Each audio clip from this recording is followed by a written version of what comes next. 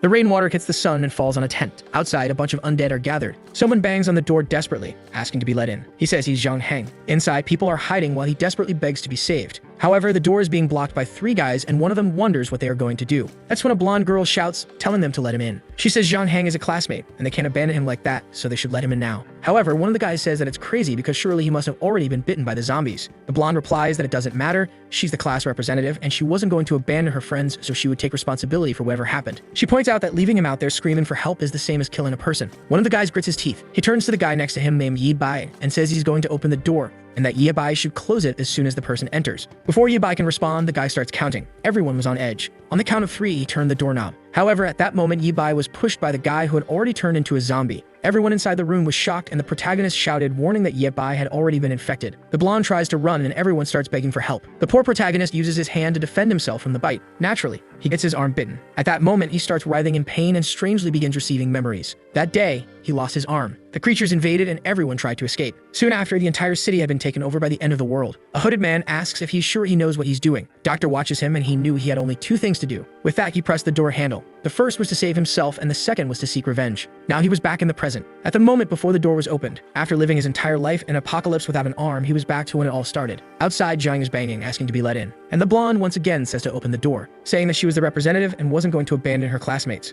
Yi Bai recognizes Ruoxi and wonders why she looks so young now. She asks if they are deaf and tells them to let Zhang in because if they don't, they'd be killing that guy. Yi Bai celebrates that everything he had planned had worked and he came back to change the world. He then calls after the representative. He warns her that Zhang Heng, who's outside, might have been bitten by a zombie, so how was she going to deal with the consequences? She responds that since no one saw him being bitten, there was no way to know, and as the representative, she would take responsibility for everything. Yi Bai smiles and says that's fine. He takes her hand and tells her that since that's the case, she could personally open that door. Ruoxi is startled and the other girls are in disbelief that he told her to do it. The representative yells at him, saying that he's not a real man for asking a woman to do that. However, he says that for someone who wasn't risking anything, she sure was trying to sound morally righteous. He tells her that in the end, she's just a hypocritical woman. But Ruoxi screams and tells him to shut up. She says she's going to open that door because she was never afraid. She calls them a bunch of cowards and tells them to get out of the way. With that, she turns the doorknob. And at that moment, Zhang Heng pushes everyone, already transformed. Once again, everyone in the room is shocked. The door falls to the ground and Ruoxi slowly gets up. However, that's when she gets startled. The infected Zhang Heng was face to face with her. He charges at her immediately, and everyone in the room starts trying to escape. She grabs the guy next to her, saying she was scared. Before he could react, she pushes him, telling him to protect the representative. But a foot comes crashing down. It was Yi Bai, who kicked her in the ribs. The guy threw her as bait for Zhang Heng. Our boy smiles while the zombie grabs her by the waist, and the monster goes straight for her ear. But at that moment, someone grabbed a screwdriver, and they blew the zombie's head apart. The poor girl was drenched, while our boy just had a sinister grin. However, she falls outside, embraced by the zombie. She turns to Yi Bai and begs to be saved. But he remembers how much he suffered in the past life because of this girl's persecution. He grabs the door off the floor and starts to close it while she asks him what he thinks he's doing. With that, he locks her outside. He turns to everyone and asks why they weren't closing that door. The scared and fearful group started saying they were going to block the door. They then piled all the furniture, boxes, and ladders in front of it. Outside, Ruoxi kept banging, asking what they were doing. While she pleaded for help, everyone was blocking the entrance. She kept struggling, saying she was the class representative and couldn't be treated like this. The other girls didn't have the courage to do anything. Meanwhile, the rest of the group continued blocking the room. Yi Bai stood there, watching everything. Time passed, and finally the rain stopped. The group commented that they could no longer hear Ruoxi's voice. Now, everyone in the room was afraid of Yi Bai for kicking the representative. As far as they remembered, he had been an extremely kind boy. So why did he seem to have suddenly become a different person? Yi Bai looked back at that moment. The girls were all terrified and crying. The protagonist asked why it seemed like everyone was afraid of him. Hesitant, they answered that they weren't. The blonde boy thanked him, saying that if it hadn't been for him, he would have been killed by the representative. Everyone started siding with Yi Bai, saying that girl was filthy and only wanted to kill the guy to save herself. Yi Bai smiled. He said that since everyone was so brave, they should open the door because he wanted to take a look outside. The group was a bit scared, wondering why he wanted to go out. He then said he agreed that kicking her hadn't been a good idea and he wanted to see how she was doing now. His friends, however, insisted, saying it was crazy since there were zombies outside. But Yi Bai shouted, telling everyone to get out of the way. Scared, of course, the group started moving everything out of the way. They opened the door and slowly he stepped outside. He stepped onto the grass and said that apparently the representative and Zhang Heng had disappeared. The sun had risen and the zombies had vanished. At that moment, the group closed the door on him. From inside, they yelled that they shouldn't let that crazy murderer back in because he would kill everyone. However, Yi Bai didn't seem to care at all. He continued walking across the field, while everyone wondered if he had lost his mind. That's when the blonde boy was startled. A female zombie was standing face to face with Yi Bai, and he was calmly walking toward her. The creature noticed him, but he calmly kept approaching. He smiled and gripped the tool. In the next moment, he rushed at her and everyone was left wondering why he was charging at the zombie. The poor creature didn't even understand what was happening when she took a blow to the head. Boy, if he didn't stop, he smashed her right into the ground, and that was that. The group inside was now certain that guy had gone insane. However, our protagonist was pretty exhausted for someone who had just done all that. The boy went over to the creature's remains and pulled out a pearl. He smiled and said he had found an energy stone. That wasn't just the origin of the apocalypse, but also an extremely necessary material. At that moment, he heard a footstep behind him. He turned and faced an old zombie. The monster was coming at him slowly. Yibai grabbed the tool again, ran toward it, and everyone inside saw him finish off another one. The girl was nearly vomiting while the blonde boy wanted to know why he had gone so crazy. As far as he could remember, that kid had been a coward, so how had he changed so much? Everyone began thinking about how terrifying he was and believed he was pretending to be someone else. One of the boys said it was a good idea to let him back in since he was really strong and could help kill the zombies. But the others didn't want to support that because he was a lunatic and could end up killing everyone. Suddenly, the window shattered. Yibai asked if his classmates were still in there. He told them to come outside and kill zombies because it was a lot of fun. The poor souls were all trembling, and at that moment, they warned him something was behind him. A zombie had appeared and leaped at him. But Yibai just looked, stretched out his foot, and kicked it in the chest. Once again, he grabbed the tool and struck it in the jaw. As he finished off the creature, the group watched, terrified from behind. Another one fell dead to the ground. Our boy wiped his face while everyone else was too stunned to say anything. He noticed he was being washed and commented that he didn't know if this liquid was going to infect him. He said he wanted to travel with his friends, but it was too risky since he didn't want to hurt them. With that, he left, saying he hoped they would all survive. His friends wondered if he was really going to leave just like that. And with that, they were all left behind in that room. Our boy walked alone across the campus. He climbed the stairs while thinking that this was the beginning of the apocalypse. On the first day, 50% of the population had been infected, and politics, the economy, and society had collapsed. The number of creatures kept increasing, along with humanity's fear and despair. Professor Zanhan named this period the Dark Era. In his past life, he had to tear off his own arm to survive that day. For 15 years, he endured hunger, despair, and torture, until he finally met a man known as the Mechanic, who was able to send him back to the past. Calmly, he walked through the streets. Some people watched him from hiding, wondering if he wasn't afraid of dying. Others suggested inviting him inside, but they said that if he was walking alone, he must be dangerous. Yibai ignored everything and walked near a park. The zombies were there standing still, seemingly ignoring him. But as soon as he turned his back, those bastards came after him. The blonde boy shouted that the kid was going to die, and the old man said it was crazy to go out looking for food in a world like this. However, Yibai just smiled, grabbed his tool again, and struck the first one in the head. One more swing and another zombie fell to the ground. A hard slam into the ground, and the guys watching wondered where all that courage came from. But someone else was watching him from behind a curtain. The girl muttered that sooner or later she would kill that bastard. Man, what's that about? Our boy is killing zombies. Why are you mad at him, girl? After finishing off 3 creatures, our boy was exhausted. But then he heard something else, a flock of birds coming from behind. 3 more zombies were approaching. He quickly realized he couldn't handle all of them. A zombie slithered towards him and he ran off. He knew the previous noises had attracted a horde to that place. From inside another house, a spunk watched, saying that kid was running straight toward them. That's when Yibai noticed a convenience store next to him. He started banging on the door, asking to be let in. He looked at the camera and said he needed help because he was being chased by a horde of zombies. The old man on the other side said it was ridiculous, and no one would ever open the door for a kid like that. But suddenly, the gate began to rise. At the same moment, a zombie turned the corner. It leaped toward him and Yibai hit it in the head again. But an old woman was coming down the avenue,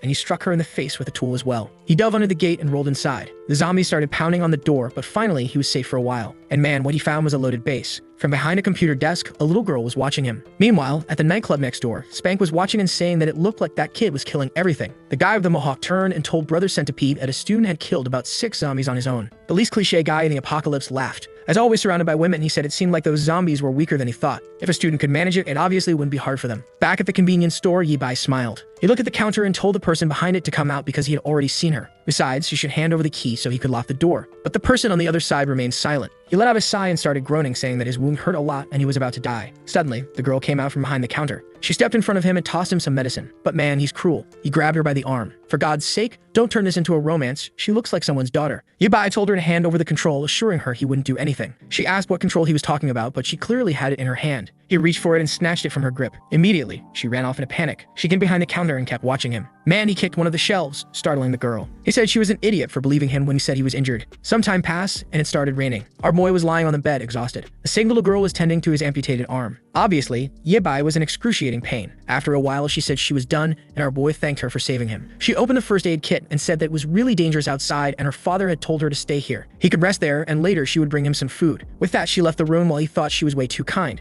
She was the only person out of all the doors he knocked on who let him in. If it weren't for her, he would have been eaten by those zombies outside. But after a while, he heard her asking what some guys were doing. That immediately woke Yi-bai up. Some people were standing in front of the store, and the so-called centipede thanked her for opening the door for his friends. Frightened, the little girl asked if they just wanted some food because they were hungry. He said that's exactly what they wanted, and now all the food in that place belonged to him. She told them her father would be back soon. But the guy said her father had already been used as bait for the zombies, and now that no one was there, they could start playing a game. Yi-bai stood in the corner listening as they took the girl's life. After stealing the food, they dumped her body on the floor, calling her an idiot. But now, back in the present, he knew this time he had to save her. First, he had to make sure she understood how cruel this apocalyptic world was, even if that meant she would see him as a bad person. She then knocked on the door, and it seemed like he was going to take the role seriously because he immediately shouted, asking why she was bothering him. She apologized, saying she had washed his clothes because they were too dirty. He got even angrier when he saw how kind she was. He told her to throw those clothes away and get out of there. A bit embarrassed, she said that was fine. He even told himself that with such a weak personality, it would be hard for her to survive in a world like this. However, taking a hot shower like this was amazing since in the future, all the water would be contaminated. He finished his bath, knowing that luckily, this convenience store had plenty of food and water. The goal now was to attain some equipment and weapons. Looking in the mirror, he remarked that being younger was really amazing. No back pain, no burning legs, and being young was truly incredible. The only downside was that even his abs had disappeared. He opened the bedroom door and saw that she had left a suit for him. Immediately, he shouted, asking how he was supposed to fight zombies wearing something like that. The scene shifted to the nightclub. Centipede told everyone to listen up. That convenience store definitely had food and liquor, but it wouldn't last long. The plan was to get out, kill the zombies in front, and steal everything from that place.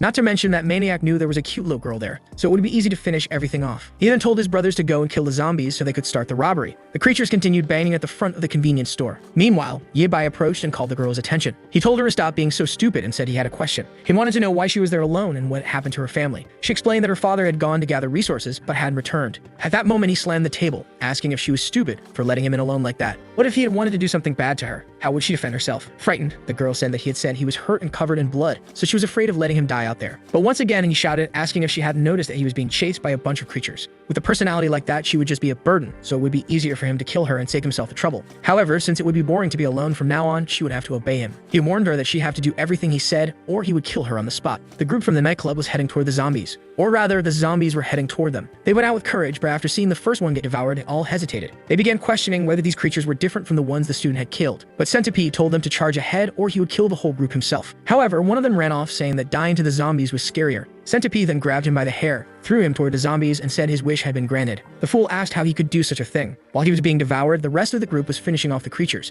The problem was that Centipede soon realized there were too many, and they would have to flee. The peace had been disturbed by the horde following them. Meanwhile, the convenience store had become peaceful. A little girl climbed the stairs and brought some raiment to our boy, saying she had made it for him. She also brought the hot water he had asked for, but he told her to get out of there because she had done enough. He warned her that unless he called for her, she better not come into that room. With that, she closed the door and he prepared the noodles. He started eating immediately because he was starving. As soon as he tasted it, he got excited and smiled, saying it was really good. However, our boy grabbed the bottle of hot water. He started approaching and Centipede asked what he was doing. Our guy took off the cap and poured it on him. Man, his hand turned red and blistered immediately. Centipede was in agony but couldn't let go of the hand or he would fall to the zombies. Yi-bai told him he was an idiot for asking for help while threatening to kill someone. But at that moment, someone tugged at his sleeve. When he looked back, it was the little girl telling him to stop. She warned him that it would be better to let that guy in and stop hurting him. That surprised both the protagonist and Yi-bai. He immediately turned to the girl and told her to get out of there because he hadn't called for her. But she kept insisting, saying that her father had told her not to hurt others. He stood silent for a second. Then he asked if she wasn't afraid of that guy coming into the house and killing her. Centipede, however, said he would never do something like that. He was just starving and had ended up in this situation because he was surrounded by zombies. The outside was already full of creatures, so unfortunately,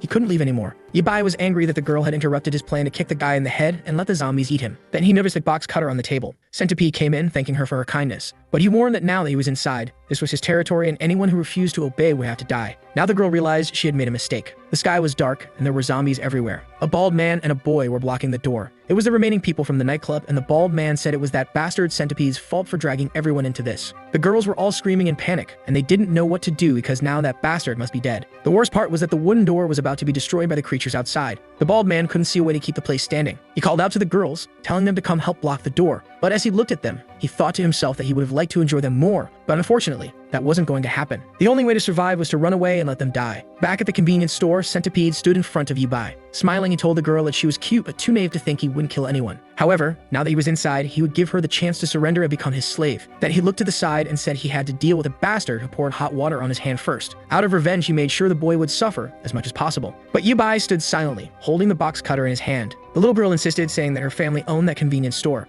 She added that downstairs there was chocolate, plenty of snacks, and enough food for everyone there. The two stood in silence for a second. The girl smiled, saying everyone could eat together and live peacefully and happily. Centipede lost his temper, lunging at her, asking if she was making fun of him. But the box cutter came in. In half a second, Yibai slashed at the guy's hand. Centipede screamed in agony, but Yibai spun the box cutter, gripping it in a reverse hold. Centipede blocked his move. Our boy was aiming for his throat, but it was undeniable that the guy was much bigger and landed a kick to Yibai's stomach. Our boy was thrown back and the girl fell to the ground with him. Bleeding, Yibai walked across the room toward him. He mourned that it was the first time in his life that someone had made him this mad. Yibai couldn't believe that with one kick, the guy had broken some of his ribs. At that moment, Centipede started stomping on his leg. Our boy was in agony. Centipede wanted to know how he had killed a zombie so easily earlier. Yibai said he wouldn't tell, and the guy replied that he was asking for death. He began stomping on him, saying eventually he would change his mind. The little girl was just watching. Yibai was using this as an opportunity to teach her a lesson, but the price was already too high. He then told the guy to stop, saying he would tell him. Centipede told him to explain quickly, promising he would cause the least amount of pain when he killed him. But Yibai spat blood in his face.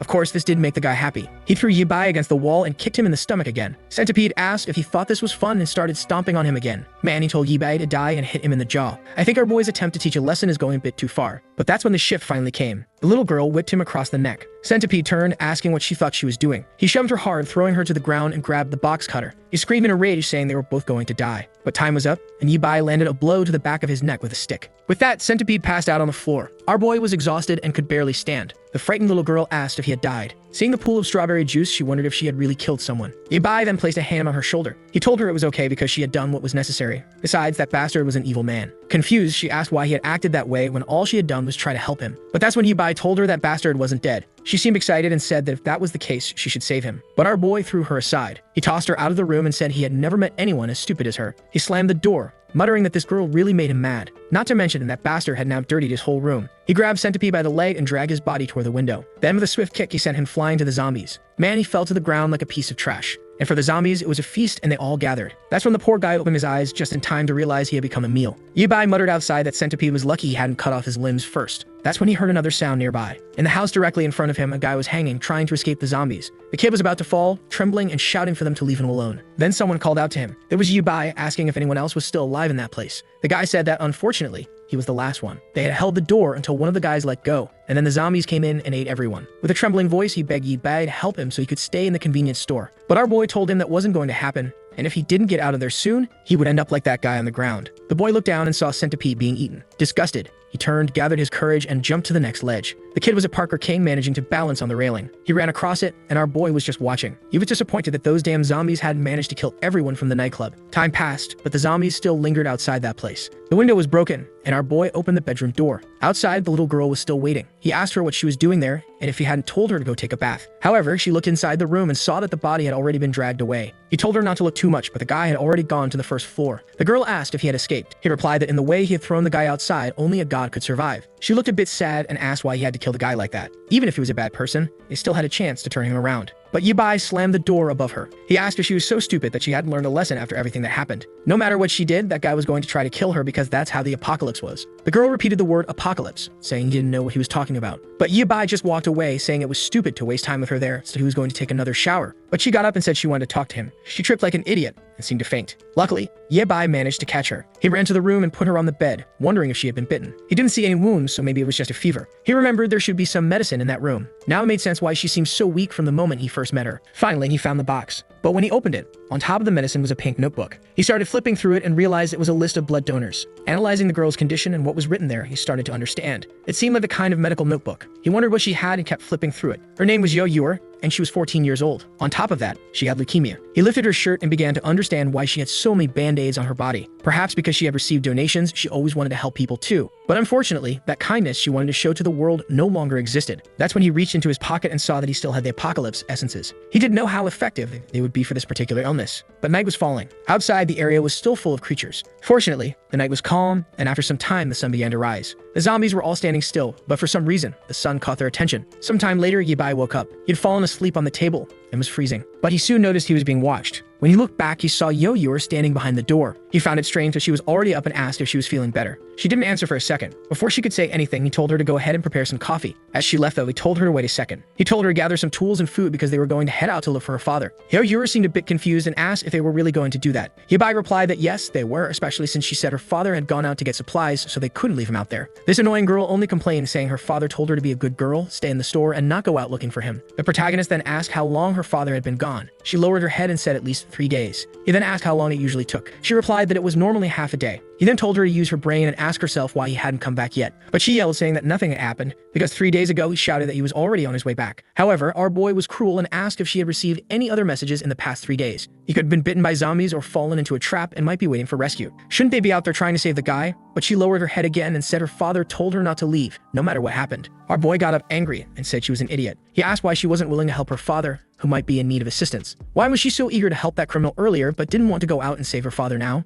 And he told her to understand that he wasn't asking for her opinion. He could finish her off right there and go out by himself. But because she saved him, he would first find her father as payment. He ordered her to stop whining and gather her things because they were going out. The poor girl ran off in a panic and almost fell down the stairs. Yabai was getting exhausted from these conversations. Outside, the city was destroyed and the zombies were still staring at the sky, until suddenly they heard a sound. From behind, a jeep was coming down the street. Man, these crazy zombies think they can stop him with their arms. Yeah, right, grab them by the chest. Everyone goes flying to the sides, knocked out. Meanwhile, back at the convenience store, our protagonist was stocking up on food and preparing to leave. He looked behind him and asked why she was hiding and if she had finished packing everything. Looking a bit downcast, she seemed all cute but sad. Our boy asked why she was wearing that kind of outfit, as they weren't going to a party. But he quickly changed the subject, asking where the instant noodles he had asked for were. She handed it over, and he started eating. While she looked around the store, he began planning what they were going to do once they opened the door. At the very least, he would have to kill a bunch of zombies and find a working car. Then he'd have to make sure she got into the car without doing anything stupid, which would be pretty difficult. He noticed she was eating some spicy sticks and asked for one. The girl was feeling sad from being scolded all the time. However, someone was approaching the store just as she was handing him the snack. They were standing there when in the next second, everything was thrown around. The place had turned into a mess and Yibai asked if it had been an earthquake, but a car had crashed halfway into the store. The protagonist was startled, wondering why something had invaded the store. The car was sitting there and suddenly the door opened.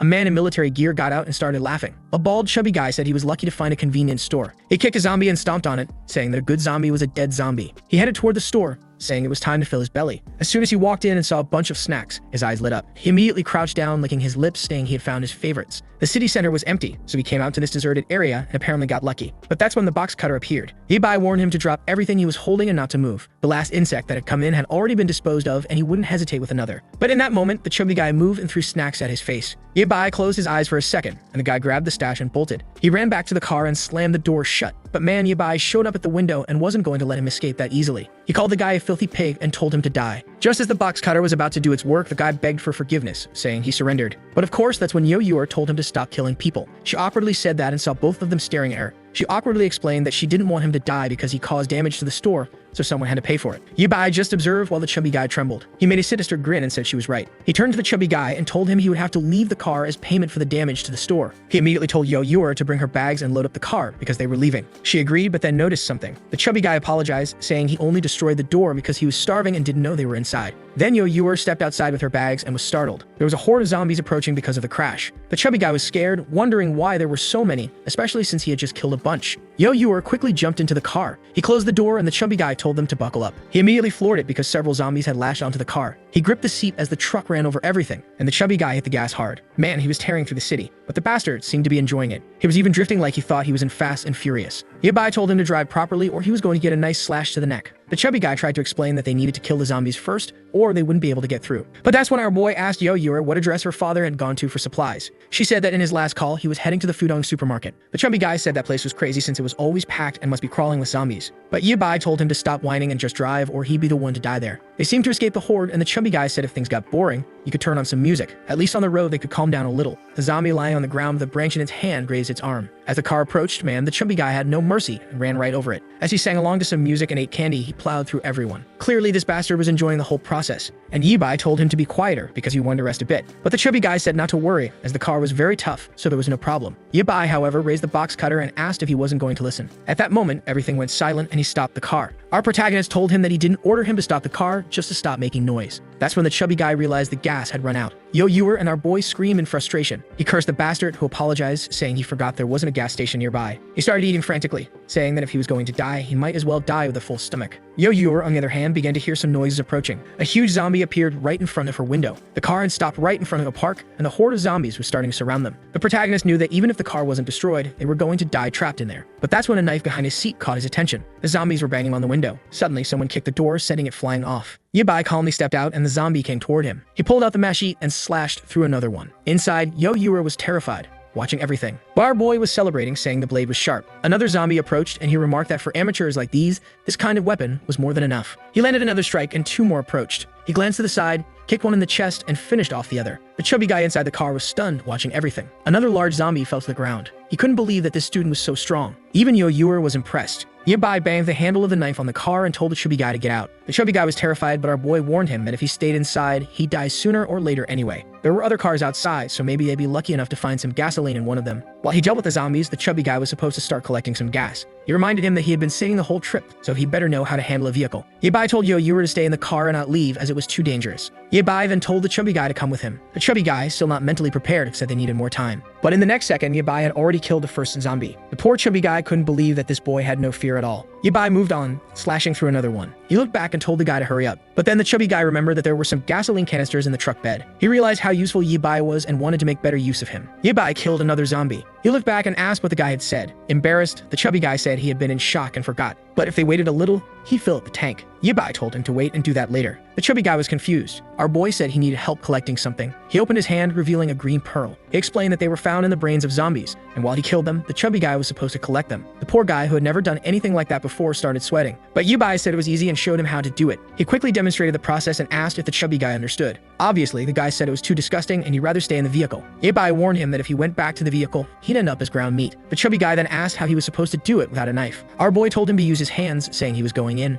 and if the guy didn't help, he'd be killed too. With that, Yabai took a step forward and finished off another zombie. The chubby guy, disgusted, approached the first zombie. He ran back to the jeep, grabbed a tool, and prayed for protection. The protagonist said they didn't have time to waste and told him to start collecting right away. But the chubby guy, hesitant, wondered if the zombie was still alive. He struck it and went to collect the pearl, impressed that it was actually easier than he thought. There really was a little crystal inside. He never imagined that the human head produced something like that. He then asked Yabai if those were worth a lot, but Yabai told him to shut up. The chubby guy began to think that maybe this was why humans had turned into zombies and wondered if he should keep a few. Meanwhile, Yabai was finishing off another batch. After a while, he said that was enough, and they wouldn't bother with the ones farther away. He thought to himself that getting used to this body without training was quite difficult. He turned and asked the chubby guy how many he had collected. The chubby guy was proud, saying he had gotten several. He said it was fun, and Yabai told him to clean them and store them. Then it was time to fill the tank so they could get moving. Yabai then went to check on Yo-Yuer. However, her illness seemed to have worsened again. He was startled and grabbed her arm, calling her name. He placed a hand on her forehead and realized the fever was worse than before. He began rummaging through her bag, remembering that they had grabbed some medicine and water. The chubby guy appeared and asked what was wrong with her, but Yabai told him to shut up and fill the gas tank. After some time, she seemed to have stabilized a bit. The chubby guy suggested that maybe it was because she had stayed in the heat of the car for too long and asked if she was feeling better. Yabai, not in the mood for chit-chat, threatened him again. He said they had lost time because the chubby guy pretended they had no gas, and if he hid anything else, the next person to die would be him. The chubby guy immediately apologized, saying he would never hide anything again. Yo-Yuer seemed to wake up and the car continued down the road. After a while, the chubby guy complimented our boy's swordsmanship and asked what his name was. Our protagonist replied that it was polite to give your own name before asking someone else's. The chubby guy said his name was Zhao Hang, and he owned a workshop in the city. His friend had left this truck at the shop for repairs and never came back to pick it up because of the apocalypse. Then our boy said his name was Yabai, but suddenly, Zhao Hang slammed on the brakes, and our boy had to hold on as he drifted on the road. The protagonist immediately threatened him, asking why he did that. Zhao Hang explained that the entire road ahead was blocked by burning vehicles. The problem was that Yo-Yuer was still trembling. At least now she had stood up. When she looked out the window, Yabai said it didn't seem like they would be able to get to the side where her father was. Yo-Yuer just watched silently, with nothing much to say. The chubby guy mentioned that there was another route, but it would take much longer, and he asked if they were still going to do it. Yabai replied yes, but first, they would need new weapons and equipment. He asked Zhao Hang if he knew where they could find an electrician or a weapons store. Zhao Hang thought for a second and said he knew. He told them to relax, he would take them there now. He had a friend from his hometown who was a very experienced blacksmith. This talk about a blacksmith caught Yibai's attention. Zhao Hang said there was a good chance the guy was still alive, and even if he wasn't, there would likely be plenty of items at his house. The mashi he was holding had been made personally by this guy. Yibai thought it would be perfect to have lots of resources to craft a decent weapon. Zhao Hang then began telling stories about the times he and his friend had spent together. But Yo-Yuer told him to be quiet. as our boy had fallen asleep for a bit. They crossed the bridge into another part of the city. Zhao Hang got out of the car and said, "Finally, the airplanes have arrived." Many years had passed, but that place still looked the same. Our boy asked if that place wasn't a dump and said this trip had better be worth it or Zhao Hang would be buried there. But, as always, they would have to clear the place out before entering. Yibai asked Zhao Hang if any of those zombies looked like his friend. Zhao Hang seemed unsure, and our boy just told him to collect the pearls. But then someone told him to wait. It was Yo Yura from the car, saying she wanted to help. But Yibai told her she risked fainting or getting bitten, which would only get in the way. But she insisted, saying she was fine now and would be careful. Zhao Hang said that since she was brave, he would dig and she could collect the pearls. Yibai warned that if they were bitten, he wouldn't hesitate to cut them. Yo Yura realized that Yibai didn't feel any pain. With that, he began slashing through the zombies. Meanwhile, the chubby guy was collecting the pearls and chatting with Yo Yura, who was putting them in a bag. But we see that from a nearby building, someone seemed to be watching them through binoculars. A man smoking a cigarette was watching everything, and he seemed angry. At that moment, another guy entered the room calling for Brother Lu. Brother Lu seemed to have PTSD, and there's no way he already finished off another guy. He said he wouldn't repeat himself again about knocking before entering. Another guy outside was trembling. Lu asked the rookie what they had come to tell him. Trembling, the guy said they had seen some people invading the blacksmith's shop next door. Lu said he had already seen that a long time ago, so why were they bothering him with it now? The guy explained that one of the 3 people who had arrived was killing all the zombies alone and seemed very strong. Lu just kept thinking. He then turned to his servant, who was obviously there, right guys? She brought him some instant noodles. He tossed the pack to the boy, telling him to eat it and give him the rest of the details later. The boy shouted his thanks, saying Brother Lu was amazing. With that, Lu stroked the poor girl who clearly wasn't happy to be there. She was so hungry that she fell to her knees, poor thing. Lu told the rookie to get the chubby guy out of there, and to gather everyone and deal with the people downstairs. Whoever finished them off would get a reward. Back with Yibai and the group, they had finished killing everything and just needed to collect one more pearl. He told the chubby guy to check around the house while he took a look inside. He kicked open the door and found a fully equipped blacksmith's shop. As he slowly walked inside, he examined each item. He saw the anvil, and the most interesting part was that the forge was still lit, so someone must have been there recently. The chubby guy then mentioned that the house didn't seem to have any holes, but he didn't know where the blacksmith had gone. Our boy told him to bring some pearls and materials from the cars. He also told him to sharpen his blade. The chubby guy wanted to know why he didn't just take the many weapons hanging on the wall, as they were already finished. But Yibai explained that in a week, those kinds of weapons would be useless. Zhao Hang immediately understood that the rascal was planning to forge a new weapon. Yibai told him to hurry up and bring the damn pearls. Zhao Hang grumbled, saying his companion was too hot-headed. Yo Yura then asked what she should do. With the forge lit and the pistons pumping, the first skill of a mechanic was obviously construction. He placed the steel tube into the fire and started hammering away. Zhao Hang just stood behind, watching everything. Impressed that someone so young knew about blacksmithing, our boy told Zhao Hang to pour all the pearls into the cup. The chubby guy obeyed, and Yibai placed them into the fire, where they began to melt. After a while, everything turned into a green liquid. Seeing the aura rising, Zhao Hang realized it seemed like some kind of magic. Yibai then took a box cutter and opened a bottle of strawberry juice, pouring it into the melted pearls, which started to mix together. He then took the liquid and poured it over the blade, which began to fuse. Zhao Hang stood there, just watching everything. Our boy resumed hammering. As he hammered inside, the sounds could be heard outside, and of course, this attracted Brother Lu's group. The guy from earlier was scared to death, but the guy with the strong jawline was eager to gain a lot of resources by killing these weaklings. Another guy with long hair said the biggest reward would be spending time with someone named Hee-won. However, the guy in the polo shirt said there must be a reason Brother Lu wanted them to kill this guy. The best plan was to wait until nightfall when their guard would be down, and then they could launch their attack. Back in the house, Yibai was busy with his crafting work. Man, the kid was really creating some futuristic mechanical stuff. Zhao Hang was starting to think our boy might be some kind of engineer from the best university in the country. Yibai would finish a piece and go back to forge another one. From the water, he pulled out the first completed piece. The chubby guy looked at it and said the electric pattern was really cool. Yibai just smiled and said that all the materials were ready. Now it was time to show the true power of a mechanic. Meanwhile, Yo Yura set the noodles on the table and began preparing to eat, happy to be with Yibai because at least she felt safe. Suddenly, someone covered her mouth. It was the perverted long-haired guy who said he was taking her to another place. But Yibai seemed to hear something. Just before that, inside the house, he had been sharpening the blade. He fitted it into a mechanical device and placed it on the table. Zhao Hang, curious, said he had only ever seen one of those in movies. Yibai grabbed 2 cables and said it was time to activate. He electrified the weapon, and it lit up with a green glow. The engine in the place was already failing, and the chubby guy was impressed. Our boy announced that the second order sword was ready. Zhao Hang wanted one too. But then they heard Yo Yura's voice from outside. The next second, they were running to see what was happening. They came face to face with Brother Lu's gang. Yibai saw Yo Yura unconscious in the guy's arms, and his expression turned dark. The bald guy at the front told him to drop the weapon, or the girl would die. But Yibai just raised his arm, slashed the ground, and a shockwave cut the guy in 2. In a panic, another one tried to run. But Yibai simply asked where he thought he was going. He slashed again, cutting through metal like it was paper. At that point, everyone was in a frenzy, trying to escape. Meanwhile, behind them, Yibai had already made the first headless knight. The guy who had spoken with Lu earlier told the other to let go of the girl, or they wouldn't make it out alive. But the guy insisted on fleeing, saying that if they didn't escape, Brother Lu would kill them later. That's when a lightning slash passed in front of them, and from behind, Yibai was slowly approaching. But then Zhao Hang shouted, warning him that a horde of zombies was approaching from behind. The strange thing was that they were moving much faster than before, as if they had been injected with something. Zhao Zhao Hang didn't know what to do and asked Yi Bai. He gripped the handle of his blade, slashed at the zombies, and started cutting them down. Next to him, Zhao Hang was just watching in awe as Yi Bai unleashed a flurry of attacks.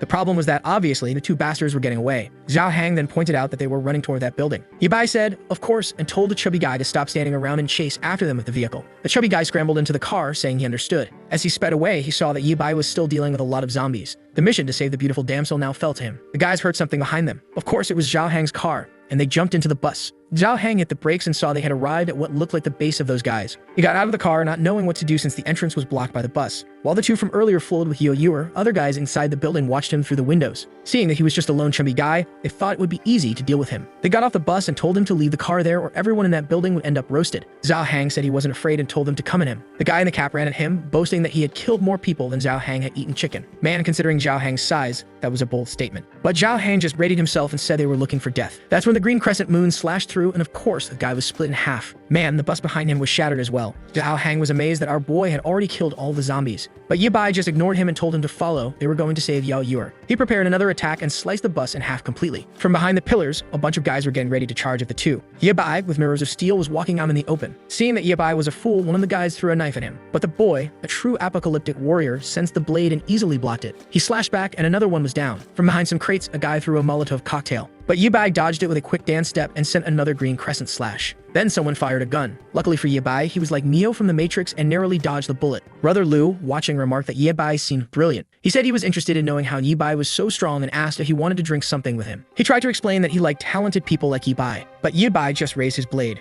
Lu pointed to Yo Yuer and told Yi Bai not to move. She was peacefully sleeping, but in a second, she could be dead. Lu said Yi Bai was being treated with courtesy, so he better stop acting like that, or else he'd find out if a bullet was faster than a sword. Yi Bai just stood there observing. Zhao Hang asked what they were going to do in a situation like this. Suddenly, Yi Bai smiled and said he agreed. He was working on a major project and needed a big group of people. So if Lu gathered everyone together to talk, Yi Bai would give them a chance. Lu questioned if Yi Bai really wanted to talk to everyone, and said that if that was the case, they would welcome him. Zhao Hang whispered to Yi Bai that it was crazy to go up against everyone alone since they had guns. But Yi Bai just told him if he didn't want to come, he should just disappear. The chubby guy was trembling but said that if Yi Bai was leaving alone, he'd rather go too. He really was leaving and didn't regret it at all. Yi Bai thought to himself that the bastard was really annoying. Then the lackeys came and seemed to escort him somewhere else. A while later, he found himself in a room face to face with Brother Lu's entire group. Lu welcomed him and said they had all the healthy people within a 15-kilometer radius here, and he was the leader known as Lu Shang. He then asked the protagonist's name and what kind of help he needed. Our boy introduced himself as Yi Bai. He said he remembered Lu Xiang and asked if he knew how this disaster started. Lu was confused, wondering how Yi Bai knew him and how he knew how all this began. Yi Bai complimented Lu on realizing the disaster was coming and stockpiling so many supplies. He also mentioned that Lu's current plan was probably to establish the Nether Dragon Association. Lu Xiang was even more confused. He said he had only shared that name with a handful of people. So how did Yi Bai know all of this? But our boy showed him the pearl and said he knew Lu was more interested in that. Lu Shang, tired of this, told Yi Bai to spill everything he knew. Yi Bai stayed silent for a second. Then he said that the zombie infection might have started with a virus that spread through birds from another country. Others claimed it was a kind of nuclear weapon designed to reduce the population. And the craziest theory was that an alien meteor had crashed on Earth carrying an unknown virus. Yi Bai said he believed Lu Shang had heard of these three possibilities, which was why he had moved the city center people to this isolated location. Lu Shang said yes, he knew a little secret about the virus. He pulled out 2 pearls from his pocket and said he still didn't understand why they existed inside the heads of the creatures, but he figured Yi Bai's big project and the sword he was carrying had something to do with it. Yi Bai confirmed this, but he said he would need help with a few things. Lu Shang agreed but said he wanted to see the sword first. Our boy started to raise it, but Lu Shang reminded him about the girl beside him. No one wanted a sad ending there. Yi Bai stayed silent, reluctantly handing over the sword, but as soon as Lu's lackey touched it, he nearly collapsed. He took it to Brother Lu, saying it was impossible to use something that heavy. Lu didn't believe it and tried to lift it himself, but when he realized he couldn't even pick it up, he admitted the day was full of surprises. He then told Yi Bai to start his show and explain what he wanted.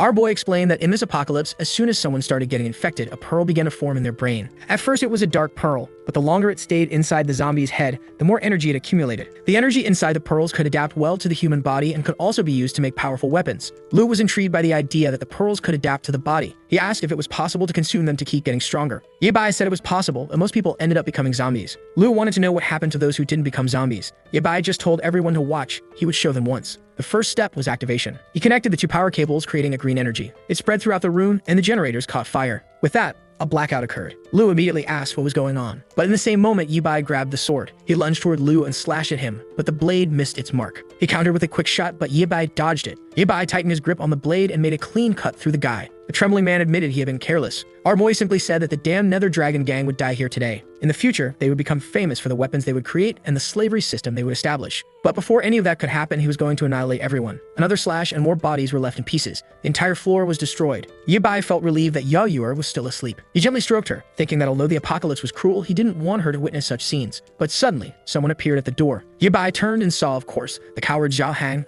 who had run off earlier. He came in with a flashlight, amazed that Yibai had wiped out everyone. Yibai simply confirmed it. He picked up a weapon from the ground and said he had successfully completed the objective. Zhao Hang asked if they had come all this way just for the weapon and not for Yuer. Yibai explained that in this new world, weapons had gone through many changes and were extremely dangerous. Now Zhao Hang was curious about what Yibai planned to transform it into. He praised Yibai's plan to have him toss some pearls into the generator, saying it was very clever. But then they heard a bottle hit the ground. They looked to the side and saw a girl collapse on the floor. In a panic, she begged them not to kill her. Zhao Hang, ever the fool, asked why there was a beautiful damsel in distress here. The girl explained that she had been captured by Lu Xiang and had been living there like a slave, suffering every day, with no relation to his gang. Yibai then asked if she knew where Lu Xiang had hidden the rest of his resources. She said she did and offered to take them there. On the way, Zhao Hang asked where she was from, and she replied she was from the eastern city. In the middle of their conversation, they stopped in front of an elevator, and she said the storage room was unfortunately on the 6th floor. Yibai told Zhao Hang to hide with Yuer while he went with the girl to check out the storage room. Meanwhile, in the wreckage of the battle, the guy from earlier was calling for help. He was shocked when he saw Brother Lu's body sliced in half. Slowly, he tried to stand up and noticed a pearl in front of him. He remembered Yibai calling it the black metal energy and Lu Xiang saying that eating it might make someone a god.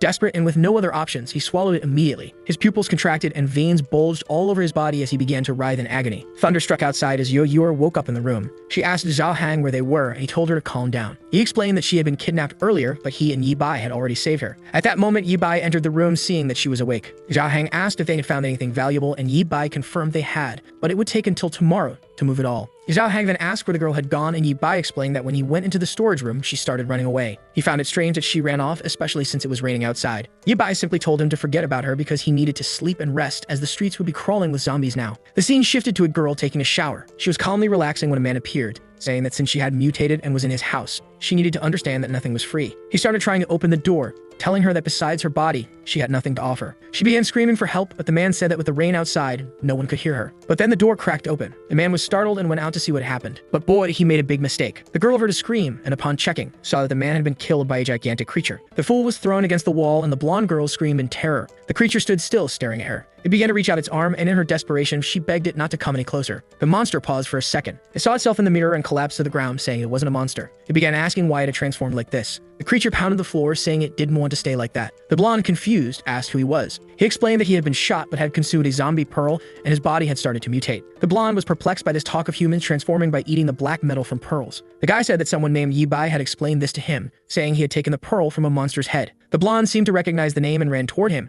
asking if he had really mentioned Yibai. The crazy girl suddenly got braved, demanding to know where Yibai was. The monster said that Yibai had arrived in the southern city recently and had killed everyone in a building. It turns out this blonde was the same one from the beginning, and she said she wanted to kill Yibai. But the monster told her it was impossible to kill him because he was incredibly strong. The blonde said she was in this state because of that bastard. The two were enemies. She stood there for a moment thinking and asked if he wasn't strong since he had killed that guy in a second. The monster explained that he felt strong but couldn't control his power well. Then he asked if she wasn't afraid of him. If this was the same girl from earlier, it was Ruoxi, who laughed like a maniac. She gently stroked his arm. She told him he was very strong and that if he helped her kill Yibai, she would let him do whatever he wanted. Man, this girl was crazy. Did she not realize he was a giant monster? But the crazier one got excited, lifting her up and saying that in that case, he would help her kill Yibai. She smiled, saying the plan was set. However, he didn't seem to be doing well, and she asked what was wrong. He dropped to his knees and began screaming. The night passed, and the next day dawned. Our boy got ready. In the warehouse, they found more instant noodles, cigarettes, and drinks. Yibai strapped his devilish sword to his back and said that now that they had gathered everything, it was time to leave. They walked down the stairs talking about supplies, but the chubby guy suddenly got scared. It looked like a meteor had fallen on his car. He started crying, panicking, saying they couldn't even open the door. Yibai was deep in thought, realizing that the damage was too big for just a rainstorm. He told Zhao Hang to step aside, then slashed the dented part. With that, the truck turned into a convertible. Man, it looked like it came straight from the factory, with the mirrors installed perfectly. They got into the car, and Zhao Hang cheered that at least the engine was still working. He then asked if they were heading to find Yuer's father now. Yibai simply said yes, and they hit the road. The chubby guy was excited, saying that driving a convertible was amazing. But then they attracted the attention of some zombies. Looking to the side, they saw a girl and a group of students running from a horde. Those were Yibai's former classmates, and he was surprised they were still alive. The group was running desperately, begging for help. The zombies were closing in, and of course, one clumsy girl tripped and fell. The creatures were about to reach her when a green crescent slash cut through everything. The students were shocked. They were even more startled when they saw Yibai approaching. He smiled, saying he had found his classmates again. They started thanking him, saying they thought they were going to die. The blonde guy remarked on how powerful Yibai had become and asked where he had found such strength. Yibai ignored the question and asked where they were heading now. The blonde explained that after they fled the school, they heard about setting up a camp on an island, but many had been eaten by zombies along the way. One of them saw the car and immediately asked for a ride. Another came up saying she was starving and asking if he had anything to share. Yo Yur was just watching, seeing how messed up the students were. Zhao Hang commented that they were probably eyeing his car. At that moment, Yibai told everyone to shut up. He warned them that the car didn't have much gas left, so there was no way they could take them far, and besides, they'd have to do him a favor before asking for one. The ex-classmates, excited, said they'd do whatever he asked. Yibai smiled. He called over Zhang and told him to explain the rules this time. Zhang, thrilled, was now in charge of the others. Our boy headed toward the zombies, saying he would clear them out and they should take care of the cleanup. The students were confused, but Zhang started explaining the process. He handed over the tools and began extracting the pearls. He smiled at everyone, saying it was easy. But one of the girls fainted. Yo Yur, unfazed, reassured everyone that the heads were soft, so it was easy to remove the pearls. The group was terrified, wondering what this kid had gone through to be so calm. Zhang then distributed the tools to everyone, warning them not to get bitten. But the blonde guy was now curious, wondering why the green dancer wanted those pearls. Yibai kept killing while they collected. 2 hours later, they had filled the entire sack. Yibai then told them to hand out some food, but Zhao Heng got angry, upset that Yibai was giving away food without asking him first. The students were pleading, but man, the chubby guy wasn't willing to give even a small piece. Right at that moment, a creature stepped on the car's metal frame. The transformed monster from earlier had fully mutated. Yibai realized that this was an ability user who had mutated. He immediately turned and told everyone to run. But man, he almost got slashed in the arm. He dodged back and unleashed another green crescent. But the monster was a smart human too to manage to dodge.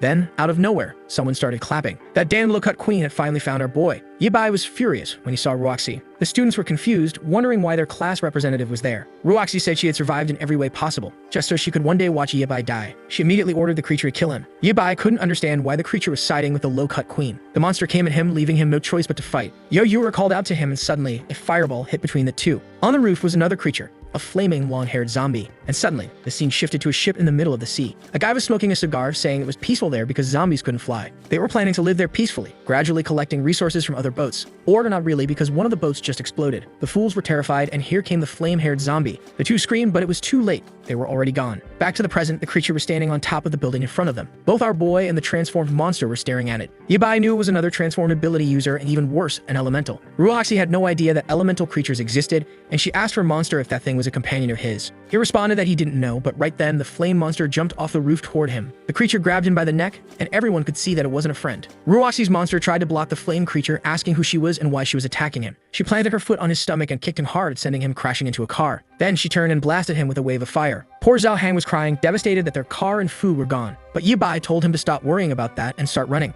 Our boy took off running, but Ruoxi still wanted her revenge. She ordered her monster to go kill Yibai, who was trying to escape. The monster tried to explain that things weren't looking too good for him. And then, out of nowhere, the flame creature launched a fireball straight toward Yao Yuer. The ground exploded and everyone scattered. Yuer fell to the ground, but of course Yibai had saved her once again. Now with a wall of flames between them, Yibai told everyone to stop staring and start running for cover. Zhao Hang asked where they were supposed to go. Yibai looked around and saw the entrance to a garage across the way. He started running, telling everyone to follow him. Meanwhile, Ruoxi's monster was face to face with the flame creature. He tried to reason with her, saying they shouldn't fight, and asked if she had also eaten the black metal energy to end up in that form. The flame creature muttered the words black pearl, but then she suddenly had a headache, fell to the ground and said she didn't want to eat it. She explained that she had been tied to a bed and forced to consume it by a bunch of lunatics. She wanted to kill them all, and whoever kills gets the ashes. Ruoxi's monster said he had been forced to eat it too and could understand how she felt. But Ruoxi wasn't interested in this conversation and told them to hurry up because Yibai was escaping. She crossed her arms and sarcastically asked how they were going to get their revenge if they let him go. The monster reassured her, saying he could still smell Yibai's scent. The flame creature asked who this person was that they were so desperate to find. The black monster explained that Yibai was someone who knew about the pearls.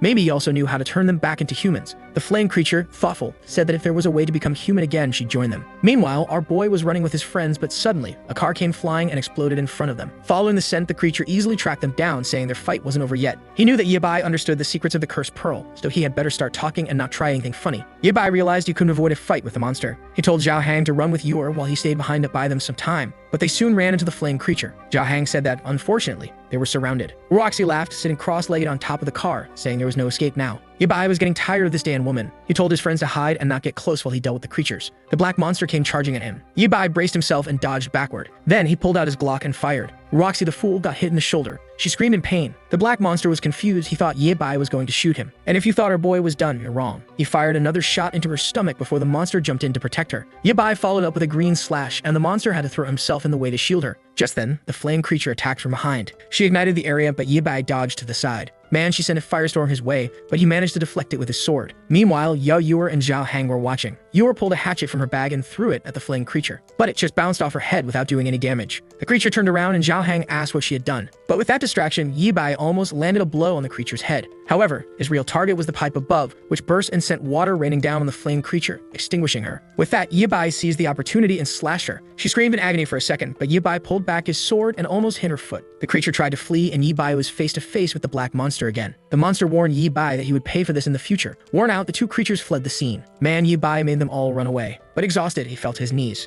Yao Yuer asked if he was hurt, but he said no. He was just relieved that they had survived two ability users in a situation like that. The chubby guy asked if he knew the origin of these creatures. Yi Bai remained silent for a second before explaining what happens when some humans consume those pearls. Most become zombies, but there's a small chance that some will turn into a type of creature known as ability users. The problem is that this only happens once in 10,000 cases, and it's even rarer for them to retain their consciousness. Zhao Hang wanted to know how Yi Bai already knew all of this. The protagonist replied that he would explain more about it later, but their current goal was to figure out where they were going next. Zhao Hang then remembered that they were without a car and food. Yi Bai found it strange because the apocalypse seemed to be progressing much faster than it had in the past, and before things became more dangerous, he needed to create stronger weapons. Outside, it was raining again, and the worst part was that the car was really destroyed. Zhao Hang cried, saying that at least they could save a few of the resources, and the worst of all was that those damn monsters had thrown all the cars in front of the garage to stop them from escaping, so now they had none. He handed a coat to the two of them, saying that unfortunately it was the only thing he had to protect them from the rain. Our boy then asked Yuer what the problem was. She said that she had actually been to this place before because an old friend of her father lived around here. She pointed towards a mountain, saying that if they followed that path, they would reach his house. The big guy asked who this person was and if he was still alive. She said he was a bit weird, but he was a good person, or at least she hoped he was. His house had really high walls and lots of computers and food, so he was probably safe. The big guy asked if that guy had a cyber cafe inside his house, and our boy said that since he was a friend of her dad's, maybe her dad was there too, so it might be a good idea for them to go check it out. However, the horde of zombies was coming from behind again. Yi Bai said he would clear the path and they would follow right behind. Meanwhile, the other big monster was also killing a bunch of zombies. He went to one of them and ripped out a pearl. He said it seemed enough and jumped onto the building. The fire monster girl was hiding from the rain. He came in from outside, called out for Ruoxi, and she was almost on the verge of passing on. He said he brought some pearls and she told him to hand them all over quickly. But the monster asked if she was sure she wanted to eat that. She told him to just hand it over and get the hell out of the room. Man, the big monster got roasted. Like a fool, he respected the girl. The fire girl asked if she had eaten it, and he said she seemed to be hesitating. Her friend said she would definitely hesitate too, especially after seeing the state she ended up in after eating that. But the big monster said he just didn't want her to die. The fire girl seemed to have cauterized her wounds, but she knew that without medical help, there was no way she could survive. And the other one understood that perhaps her only chance to survive was by eating that. The fire girl said it would be a good thing since she could mutate like them, and then they'd have one more person to help. They would kill whoever they wanted and take revenge on everyone. But the big monster said there might be strong people like Yi Bai in this world. Besides, her arm wasn't growing back. The monster girl said it was strange the guy's weapon seemed to be able to block even her flame. And the big dark-skinned monster said the best thing would be to kidnap that guy and force him to reveal all the truths about the pearls. At that moment, she introduced herself as Zhu Bo, and the big dark-skinned monster introduced himself as Wang Sheng. Back with our friends, another creature was being taken down. Even in the rain, it didn't stop for a moment. However, our boy seemed to be getting tired. Zhao Hang quickly noticed this and said they needed to find a place to rest. He told him not to worry about him and asked Yuer where they were. She pointed to a bridge and said that after crossing it, they would go up the mountain. The problem was that the tunnel was filled with water and seemed really deep. Our boy saw that everything appeared to be clogged. However, he quickly noticed a piece of wood and told Yuer to get on it, and they would push her along. The three of them then started moving through the tunnel. However, Zhao Hang was terrified, asking if it was possible for there to be zombies underwater. Yi Bai didn't answer and Yuer called out to him. The poor guy was just trying to stay awake, but suddenly he passed out, taking her little raft with him. The poor guy plunged straight into the clean water. Back with the monsters, they were realizing that the rain wasn't stopping. Wang Sheng decided to return to the room and talk to Ruoxi. However, that's when he saw her exuding a purple energy. He asked what had happened, and she started screaming, hitting him in the chest. Zhao Bu came in and asked why they were yelling. Man, a black aura exploded throughout the entire house. And now, we're in the past life of our dear Yi Bai. He was pulled out of the water and Ruoxi asked where his mechanical group had hidden. She was angry that he wouldn't answer and told her to go to hell. She then said he was arrogant and that he would pay the price for it. With that, he was forced back into the water. Sometime later, he woke up back in the present in a little room. There, Yuer was sleeping on his leg and woke up still a bit groggy. She was excited that he had finally woken up. However, he wanted to know where he was. At that moment, the big guy came in, taunting him, saying he had finally woken up. Yi Bai seemed upset that the big guy was still with them. He said that obviously it was him who had brought him to this place. Our boy asked how they brought him up the slope in such heavy rain. At that point, a gray-haired man entered the room and said he wanted to know that too. How could a boy, a big guy, and a child survive in streets full of zombies? Then Yuer got excited and called him Grandpa Zhang. He explained that Jia Reng had pulled our boy out of the water but didn't know what to do. Luckily, he had been watching everything on camera and approached with a car to save everyone. Yi Bai asked if he saw everything, and the old man said he saw him slicing through the zombies like they were cucumbers. That weapon of his was incredible, and he wanted to know where he had gotten it. Our boy stood up and said he couldn't say where and demanded it be returned immediately. The poor guy threatened the old man but collapsed to his knees from exhaustion. The old man then said that it seemed using that sword really drained anyone's energy. He apologized for not introducing himself. He said his name was Zhang and he could be called Professor Zhang. This was his lab where he conducted research on the zombie virus. Yabai seemed to recognize the name. Then he remembered that the first researcher to name the black energy metal pearls was this guy. To a futuristic mechanic like him, this guy was a genius. Our boy hesitantly asked if he was really Professor Zhang. Embarrassed, the old man said that the title Professor was just something he liked to use because it sounded nice. But in reality, he was just a guy messing around. However, he was curious about that weapon, which could save humanity, and wanted to take a look at it. Yabai thought that if he was really the Professor Zhang, it might be worth it. But he crossed his arms and said he had something even better for him to research. That was a live zombie. Downstairs, the old man showed them everything on the table. His weapon was there, and the old man said he had just analyzed it, nothing more. With that, our boy stood up, and the old man was startled, saying he nearly broke his back trying to lift it. Our boy looked around and said that this place was incredible. With a workshop like that, it could make even better weapons. The old man asked if he had created that thing, and our boy confirmed it. At that moment, the old man got excited, saying he wanted to see him make another. However, our boy said the manufacturing process was a secret. The old man complained, saying that was bullying. Our boy just said that if he gave them some good food for a few days, he'd think about it. And on the old man's monitor, he had already seen information about the two of them a long time ago. Man, there isn't a single day of rest in this apocalyptic world. I even feel sorry for these zombies who are stuck with wet feet all the time. From inside the base, Yor was watching the cameras. When Zhang came in with a coffee, saying he was glad she was there. She said she was trying to do everything she could to help, and Zhang congratulated her for keeping an eye out for more survivors. However, he warned that unfortunately there was still no news of her father. She said that her father and Professor Zhang were good people, so she was sure he was okay. The old man then approached and asked if those two who came with her were really good people. That student didn't seem normal, knowing so much about this kind of technology at such a young age. Not to mention, he had a look in his eyes that he had seen in killers before. And the big guy seemed normal, but he believed he was hiding some secrets. At that moment, the big guy appeared and told the old man to stop bad-mouthing him to others. In his view, the old man was the weird one for living alone in such a huge place. With a helicopter landing pad on top, a bunch of cars, gasoline for several years, and lots of solar panels. Not to mention the mountains of food. The old man yelled, saying the big guy didn't know anything. He had been feeling for a long time that the apocalypse was coming, which is why he had been preparing for a long time. He was there in his house, eating and living for free, and still had the nerve to speak badly of him. The old man also mentioned that his goal in this place was to save all of humanity. The two of them started fighting, and Yor told them to stop. However, at that moment, the big guy got hit on the back of the neck. Our boy just told him not to move. He drew a little bit of blood, and Zhao Hang wanted to know what that was for. He just turned around and said that the zombies' mutation was going to start soon, so they didn't have much time. An even bigger disaster was about to begin, so it was best for them to prepare. The old man was startled by the talk of zombie mutation. Meanwhile, outside, those earlier friends were just watching the zombies. Man, I had almost forgotten those guys existed. He crouched down and told everyone that this place was surrounded, so they wouldn't be able to get out. One of them commented that the rain was heavy and the road was blocked. They didn't know what to do, and his friend Chiozing had fainted on the ground. The blonde guy said he unfortunately didn't know where Yibai had gone. There was no food in this building, so they were all going to die there. However, the blonde said there was still one way. He pulled out some pearls and showed them to everyone. The others remembered that this was what they had taken from the heads. The blonde said that out of curiosity, he had kept some of them in secret, and he recalled that the creatures that attacked them had said they consumed these. One of the friends asked if he was seriously thinking about eating that pill, and then one of them interrupted and asked what that was, pointing to the side. From the top of another building, purple smoke was rising. The blonde wondered why there was a tornado in that place. Meanwhile, back at Zhang's house, our post-apocalyptic mechanic was deep in his production. Zhao Hang commented that he had been there for a few days and had no idea why he was so focused. Zhang quickly said that he was probably creating equipment to fight against the zombies, and maybe several of them would turn out like that black-spined creature and the other one of fire. Zhao Hang said that if that happened, everyone there would die. After all, they didn't seem to have any weapons in that place. The old man explained that he only wanted to create a shelter, not a war zone. Why would he need weapons? But suddenly Yor came running and called for them. She said she saw her father on one of the cameras. The three of them immediately rushed out and he asked where she had seen him. She sat down at the computer and said she saw him at the east entrance. She even saved the video and told him to take a look. On one of the cameras, you could see her father covered in zombie entrails blending in with the crowd. The old man said that from his movements, it didn't seem like he had turned into a zombie. Meanwhile, her father took advantage of the situation and ran away in disguise. The big guy said it was amazing how her father had managed to survive like that. And the old man realized that if the zombies weren't attacking him because of the smell, maybe it was something worth researching. Then Yor asked what they were going to do and Zhang seemed to hesitate. He explained that the weather was really bad right now and Yibai didn't seem to want to leave. Zhao Hang told her to ask Yibai personally because maybe he had created something incredible. But the scene cut to him saying no. He still hadn't finished, so there was no point in her trying to rush him. And he told her not to bother him beyond the times they brought food. The big guy said he was already exaggerating and should at least try to comfort her a little. Our boy then asked why the big guy didn't go rescue her father himself. He was a bit confused by that. But then he saw that our boy had apparently made him a gun and a blade.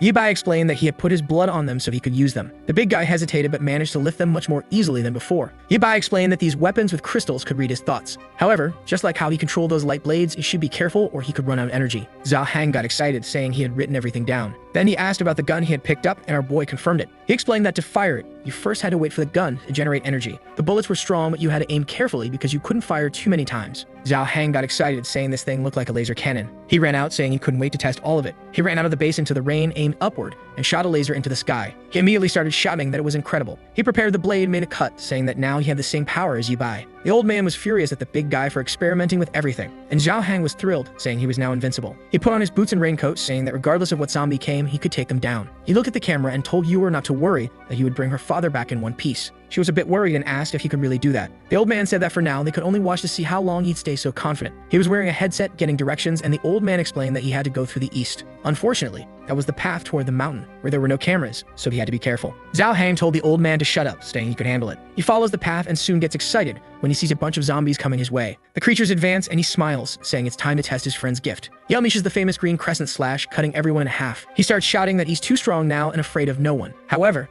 that's when he notices something on the side. Another person had seen that strange purple tornado. He finishes off a few more zombies and asks if the people in the room had seen it too. The rain seemed to be getting even worse and a purple tornado was forming on the eastern side. The old man said the camera couldn't see it, but the detectors were showing wind speeds close to level 6. It was very dangerous to stay outside, so he should return to the house quickly. Zhao Hang apologized to Yuer and said that unfortunately, he couldn't win against the power of the gods. An old man Zhang told Yuer to stay calm, assuring her that her father would definitely find a place to protect himself. Zhao Hang then approached the gate. Suddenly, the alarm started blaring and the old man got scared, going to see what had happened. He then told everyone to calm down, saying he had only brought a zombie because it seemed Yi Bai had asked him to bring one. Excited to see the zombie was alive, he said to wait a moment and ran off, saying he'd be back in a second. The old man, just as excited, noted that it was still alive. Alive is a strong word for that creature. The old man praised the big guy who got all excited, and Yuer was happy to see that they seemed to be getting along better. Meanwhile, Yi Bai was in his production phase. Man, the boy had already completed all the mechanics for the arm. The rain continued for a while until finally, the sun started to break through in this cursed apocalypse. As usual, the zombies went crazy when they saw the sun. Man, they went so wild they all started transforming.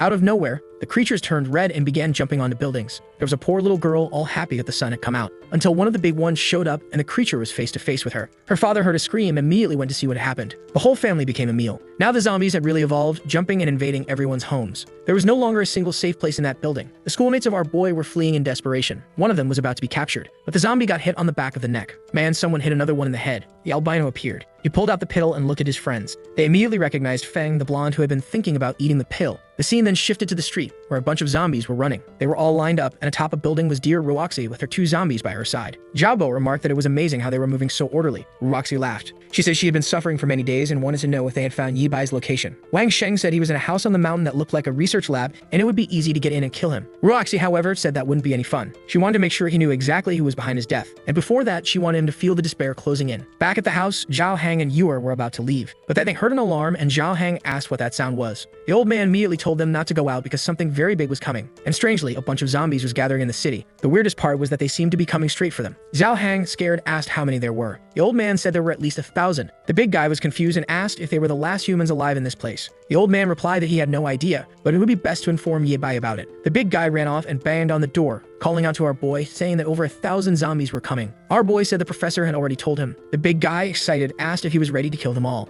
Our boy replied that he was not ready at all. Scared, the big guy then asked how he was going to deal with these creatures. Yi Bai said he had told them to hurry up and start learning how to handle these situations. He still hadn't finished his research, and if this guy was the real Professor Zhang, he knew that the two of them together could solve this. The big guy said none of what he was saying made any sense, but Yi Bai stayed silent and continued working. With that, the big guy left, saying that in the end he could only rely on himself. He climbed a tower, and when he looked down, he was shocked. The horde was already at their doorstep. He already figured that even the walls of this lab wouldn't withstand a group that size. He ran to the car, saying he couldn't let them gather around. The old man was scared, wondering what he was planning. The big guy said to open the gate because he had a strategy, and if it didn't work, everyone had better escape from this place. Yo-Yuer screamed, but the next second, he was already outside. He passed in front of the zombies, pulled out his gun, and fired the laser. With that, he wiped out the first group. He was excited because there were so many creatures he didn't even need to aim properly. He kept shooting and blowing everyone up. But from a distance, Roxy was watching all of this. That damn girl is a villain, but she's dangerous. Wang Sheng was on top of the tower, impressed with the weapon Zhao Hang was using. However, Roxy just wanted to see how long they would last. Zhao Hang kept shooting and blowing up the zombies. The problem was that no matter how many they killed, the number didn't seem to be decreasing. Then suddenly, a fireball hit right under the car's tire. At that moment, Yuer and the old man screamed, and man, the car almost flipped over. Zhao Hang had to get out through the door, but standing right in front of him was the fire zombie. He got angry that this damn girl had launched such a sneaky attack. He fired a shot at her, saying he wasn't afraid anymore. However, she dodged it and launched another fireball. Zhao Hang dodged too, pulling off a mid-air matrix move and fired a bullet. The creature fled and he called her a coward, telling her to come back. The problem was that now he was surrounded by zombies. He fired a few more shots and Grandpa Zhang told him to return immediately because it was impossible for him to make it out alive. Zhao Hang started running, realizing he had fallen into a trap. But here came Wang Sheng. From above, there was no way for Zhao Hang to escape. But man, this big guy was fast, dodging again. He fell to the ground on his side and almost landed a shot. He pulled out the blade and nearly landed a slash as well. Impressive, he was fighting face to face with Wang Sheng. Wang Sheng wondered how this big guy seemed more agile than Ye Bai. He extended his weapon and told Zhao Hang to die, but the creature ran off. Man, this bald big guy made everyone flee. Meanwhile, Ruoxi was watching from atop the tower. Here she comes, up to no good. At that moment, the zombies that had been standing still started running toward him. Zhao Hang was confused as to why they suddenly moved so differently, but he still had the sword Ye Bai had created and unleashed the green crescent slash. The problem was that they were coming so fast he couldn't kill them in time, and he started trying to flee. What's this? Zombies were even being thrown at him. The poor guy wondered why these creatures were raining down on him, and the monsters kept falling beside him. Obviously, it was Wang Sheng practicing his zombie throwing skills. He grabbed another one and threw it at Zhao Hang. Zhao Hang had to use one of his gun's bullets to blow it up in the air. He kept running but was now begging to be saved. At that moment, one of the thrown zombies landed and grabbed his leg in a tight hug. Man, it came in for a bite. Luckily,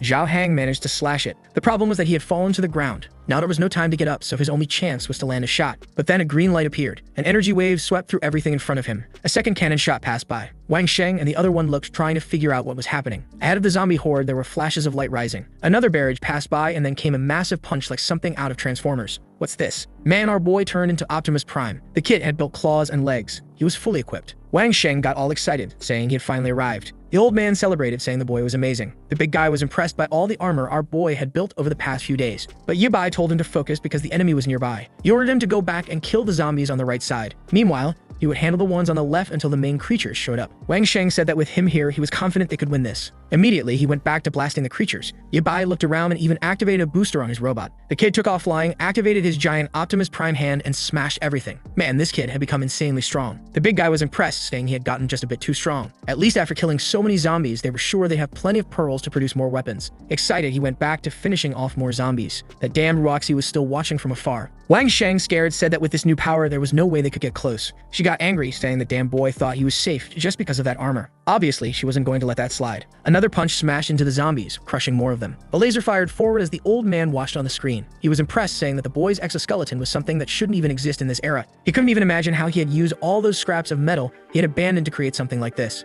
That's when Yua revealed that what he was using was a metal that came from inside the zombies' heads. The old man was shocked by this revelation. Now it was clear why Ye Bai had been hiding this information from him for so long. He ran off, saying he was going to mess with that zombie they had brought in to study it. Meanwhile, outside, Wang Sheng was giving orders to the zombies again. Once more, he was sending them all to finish off Ye Bai. The entire ground started trembling, and the big guy said it felt like an earthquake. Ye Bai told him to stop thinking and just keep killing. But then he noticed that the zombies were strangely starting to jump toward him. As soon as they got close, Ruoxi clenched her hand, and the creatures exploded right in front of him. Ye Bai had no idea what was happening. Ruoxi celebrated, saying that soon he would die. She kept sending waves of creatures and making them explode in front of him. Ye Bai couldn't remember the creatures being able to self-destruct in his past life. Meanwhile, Wang Sheng watched everything from the side. Jiabo remarked that this battle looked like a fight between two gods, and there was no way they could get involved. He then revealed that Ruoxi had eaten 7 pearls to become this way. Her body kept melting and reforming, showing just how much she hated Ye Bai. Jiabo asked if eating more pearls made things better, since instead of turning into a monster, she had gained powers. But Wang Sheng said, seeing how much she had suffered, he wasn't keen on testing that himself. Meanwhile, Ruoxi kept sending zombies to explode in front of Ye Bai. He had already realized that someone was controlling them. He turned, defended himself from an attack, and fired a blast at the tower. Man, the boy had perfect aim, and Ruoxi had to dodge it.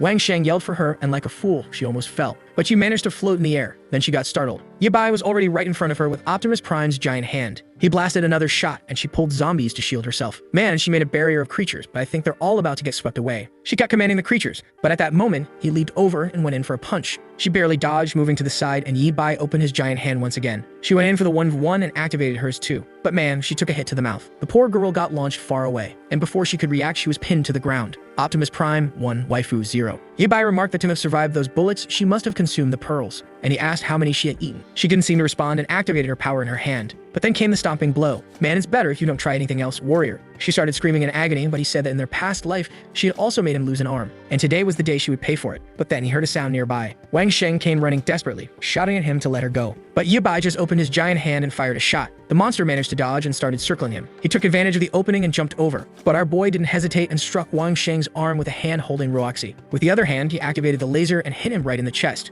Man, bad luck for the fool who was thrown far away. Seeing Wang Sheng defeated and Ruoxi easily captured, Jubo knew she had no chance. Perhaps her best option was to flee that place. The poor girl was still crushed under the giant robot. Our boy remarked that it was crazy how she seemed to be one of the chosen ones since she had consumed pearls and still maintained a human form. However, he knew how dangerous she was, so to avoid future problems, he was going to finish her off now. But just as he was about to crush her, the zombies started to transform. Yabai was shocked and wondered why they had already reached rank 1. Yo Yura reported that more and more zombies were surrounding the lab. Zhao Hang was holding the line, but some had already broken through and were climbing the walls. Ruoxi started laughing. She said they were all going to die and become her zombie slaves. Tired of it, Yabai threw her far away and she crashed into the zombies. He prepared his giant hand and unleashed a double laser. He clearly fled thinking she was dead, but you know how stories go. She's probably still alive, right? Meanwhile, the big guy was panicking because his gun ran out of ammo. He only had the sword left, but he was surrounded on all sides. And right at that moment, a rank 1 zombie jumped at him. He barely reacted in time and defended himself with the sword. He wondered if this was a new ability user. He slashed right down the middle of the creature, but instead of slicing cleanly, it only left a scratch. He was terrified. He looked back and all the creatures were starting to transform. The entire base was completely surrounded by zombies, and more kept coming. Zhao Hang slashed at one of the creature's chests and started running. He had no idea what kind of monster.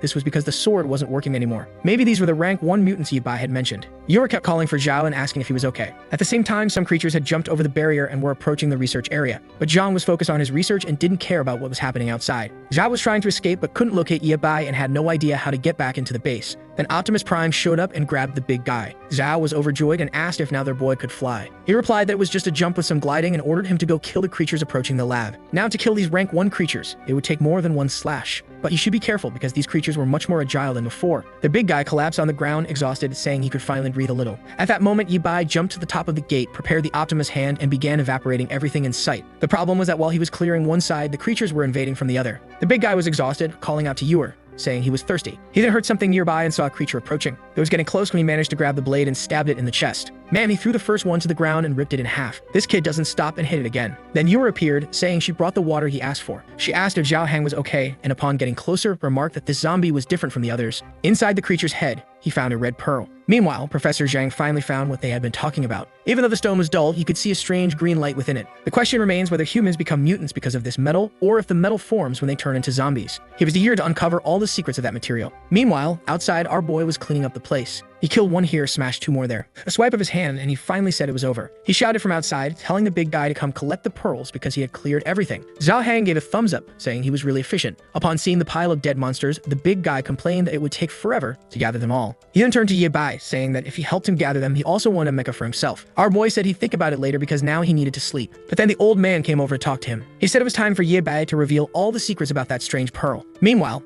outside, the big guy started his digging. There were so many creatures, and the most annoying thing was having to do it all alone. Back at the base, Grandpa Zhang was fascinated by the rare metal. Yabai explained that this pearl starts forming in the brain as soon as a person becomes a zombie. The longer it's exposed to light, the more energy the item accumulates. It was as if the zombies themselves could perform a kind of photosynthesis. The old man said it was interesting to know that's how it worked, but after analyzing it, he hadn't found anything to match what Yabai described. However, he did notice that inside this item, there were some active metal molecules that seemed to react to light and heat. Additionally, it was extremely resistant and had an affinity for both metal and blood. Yabai confirmed, saying it had a special affinity for human blood. That's why the virus spreads much faster in humans than in any other species. And the absorption of light makes them continue mutating after a certain period of time. The old man said that now it made sense why, during the day, these zombies would just stand in the middle of the street staring at the sun. However, today, they were strangely running around like a bunch of lunatics. Yabai explained it was because they were being controlled by an ability user. The old man asked if he was talking about the spiked creature or the one that used fire and threw flames. Yabai explained that those two were normal mutants. However, the one controlling the zombies was a high-ranking mutant from his class named Ruoxi. The old man was confused, realizing that this item caused so many changes in the human body. Yabai said they had researched it for a while, and the only thing he knew was that if you consumed the item,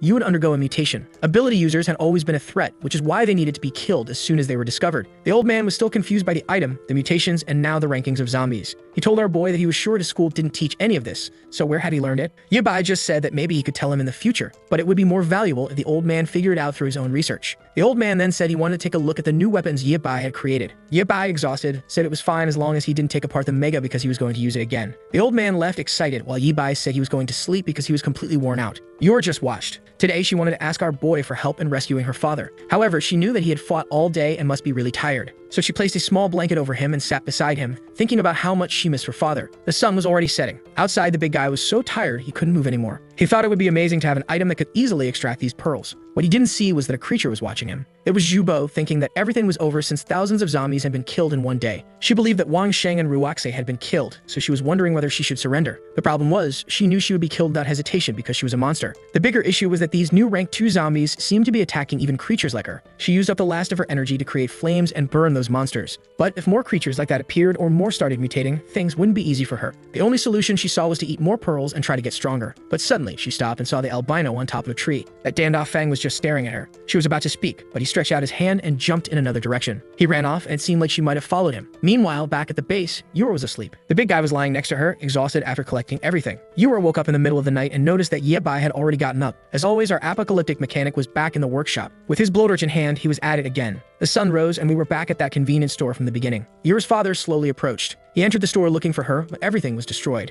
On one of the tables, he found a message she left saying she was going to find him. The problem was that now he had no idea where she was either. Outside, the place was filled with zombies. As usual, they stood still with glowing eyes, staring at the sun. Back at the base, a spiky Batmobile had been born, armored with 4 giant wheels. Obviously, the one who was going to drive already had a huge smile on his face. This Yubai is something else. The boy built an entire car in one night. The big guy, excited, asked if it was made of rare material and if it could transform into a mecha. Our boy said it was just a regular car, but he needed to know it had 2,000 pearls and 12 rank 1 zombie pearls. The big guy agreed it suited him perfectly and asked when they were going to go test it out. He was eager to leave and find Yura's father, but at that moment, she asked them to wait. She said this time she wanted to go with them. However, Yabai said that outside was full of rank 1 zombies and she would die if she went. She said she had been following all their orders, but this time she wanted to personally find her father. Our boy told her to stop being stubborn, or he would ask the professor to lock her up in the lab. The poor girl started crying, calling for her father. The big guy scolded our boy, asking why he made Yura cry. Suddenly, Professor Zhang appeared and told her to calm down a bit. He showed her a new drone, saying he had fixed it. It was his first invention using that rare material. Not only could it now carry much more energy and last a lot longer, but communication and stability had also improved. This way, she could stay safely at the base while still helping to find her father. Yabai praised the old man, saying he had quickly learned how to use the item. The old man laughed, saying he wasn't a real professor, but at least he managed to make something like this. Our boy then prepared the car and told the big guy it was time to go. Excited, Zhao Hang couldn't wait to fire up the Rhino. Yura asked them to be careful, and the big guy floored it. The Batmobile shot out of the base and tore through the forest. He was impressed that any terrain felt like asphalt. Then they hit the road, driving through all the other cars, excited that his new car made the others look like tofu. A while later, Yabai said they had spotted her father in this area. They kept driving through the city, but the big guy commented that it was strange there were no zombies around. That's when one of them smiled and a bunch of zombies were on the rooftops. The next second, they were all over the car, pounding on the metal. The big creatures were trying to break everything, but nothing was happening. One of them came to the windshield and the big guy told the creature to stop blocking his view. He turned to Yabai and asked if the car had any weapons. Our boy said gunpowder was useless, so he had prepared something better. As soon as he pressed a button, the entire car became enveloped in green electricity. The lightning struck the zombies and man, they evaporated instantly. I was as shocked as the big guy, jaw dropped in amazement. The protagonist then said if there were so many rank 1 zombies here, no one could be alive, so they should change direction. They took another path, but from the top of a building, someone was watching them. The person smiled, saying it looked interesting. They approached what looked like a shopping mall, and the big guy said that was where they had seen her father on the cameras. Our boy said to release the drone and told Yura to start searching for him. With that, she began flying the drone, checking each of the rooms. The big guy asked what they should do in the meantime. Our boy said if he wanted to check out the lower floors, he could, but for now, he was going back to sleep. The big guy said he felt safer in the vehicle, so maybe a good idea would be driving around and honking the horn. They kept driving down the road, and Yura said she saw some zombies approaching them. The big guy got scared for a second, but then got excited to test the new weapons. He pressed a button, and spikes popped out of the tires. With that, he drove toward the creatures and sliced through everything. Another button fired a laser, evaporating half the street. Yura asked him to be careful, reminding him that her father could be in one of those houses. He pressed the next button, hoping it wasn't too destructive. In front of the car, a meat grinder appeared. He drove over the first creatures, and the system informed him he had obtained another pearl. The big guy's dream of having a collection tool had come true, and he went to give Yibai a hug. The car started swerving on the road, and Yura was confused about what was happening. Inside, the big guy had hit his head 5 times. But at that moment, Yura screamed, saying she had found her father's car. It was about 500 meters away, and she was sending the images. Zhao Hang told her not to worry, that they would find her father. However, she mentioned that the car was broken and the windshield was damaged. She was worried something had happened to her father when he came to get those supplies. Yibai told her to check the drone to see if he left a message because he probably wasn't too far away. Yura was still worried, wanting to know where her father was. Suddenly, she started to faint and slammed her face onto the keyboard. Immediately, the old man rushed toward her, not understanding what was happening. Back with Zhao Hang, sometime later, he stopped the car. Yibai asked the professor how Yura was doing. He explained that she had fainted and it seemed her illness was progressing depressing. Apparently, she had been so focused on helping find her father that she forgot to take her medication. Fortunately, the professor had some stored. However, treating this illness wasn't his specialty, and finding a doctor in this apocalypse would be even more difficult. He told Yi-bai to go to the hospital to get some medicine while he did his best to keep her alive. At that moment, the big guy came back and said he hadn't found any message or information inside the car. What was strange was that her father had left a lot of supplies behind, so after the crash, he must have run off in a panic. Additionally, the big guy found something odd. There were black boxes with no logos or descriptions,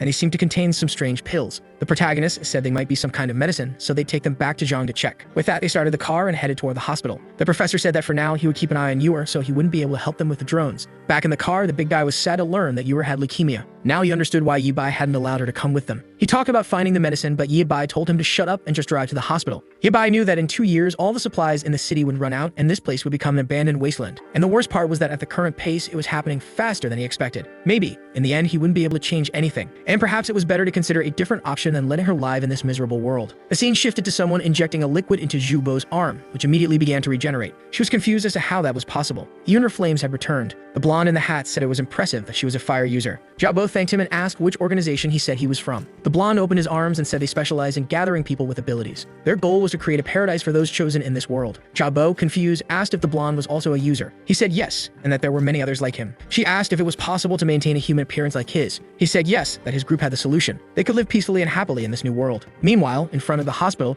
the big guy was standing at the door. In front of him, he saw graffiti saying that this was private territory and to stay out. He told our boy that the place was occupied by people, so what were they going to do? Yi-bai simply replied in Optimus Prime mode that since it was a strategic position, it was expected that this would happen. But he ignored everything and smashed his way in. The big guy thought it was strange how quiet the place was. He kept seeing messages telling them to turn back or they'd die. But Yi-bai just told them to search different areas and communicate through the headphones. As they walked, the big guy said this was the second place he hated most in the world. He hated the smell of disinfectant but started sniffing the air. Obviously, in this apocalypse, no one was using disinfectant, right? But the strangest thing was that he smelled a sweet fruit. Suddenly, he began to faint and collapse to the floor. Yi-bai immediately called out, asking what happened. He wasn't responding, and our boy found it suspicious. And something started coming out of the ceiling. Yi-bai smelled it and immediately suspected it was some kind of poison. But Optimus Prime was equipped and he put on the mask. He activated his giant hand and blasted the duct. He warned the big guy that the place was a trap and told him to get out, but someone appeared next to him. Man, our boy didn't hesitate and went in for a punch at the doctor. But strangely, he stopped just before hitting her. She touched the robot and said his mecha was really cool. She then remarked that it must have been created using zombie pearls and that she wanted to meet the person who made it. Yi-bai wasn't sure if she was an ability user and simply asked who she was. The girl introduced herself as Tang Tang and said she was a sweet genius doctor. Yi-bai, however, asked why the poison and whether she had consumed any of the pearls. She said she released the poison to anesthetize the invaders but was curious about this pearl-eating thing. Yi-bai told her to forget about that and asked if she was the only one there. She said she was the only princess of that castle and asked if the demon king was trying to capture her. Yi-bai, exhausted from this, asked if she wasn't afraid of death. The crazy girl said death was as charming as candy to her, and if she died for what she loved most, she'd have no regrets. Our boy wondered if she was insane. He then asked what she meant by being a genius and what she was specialized in. She said she was a doctor specializing in viruses. Now our boy was interested. He immediately wanted to know what she had discovered about the pearls and if she used them to make those poisons. However, she didn't want to be asked so many questions and told him he was being annoying. She said he kept asking but never answered anything. So if he wanted to know something, he'd have to tell her who created that mecha.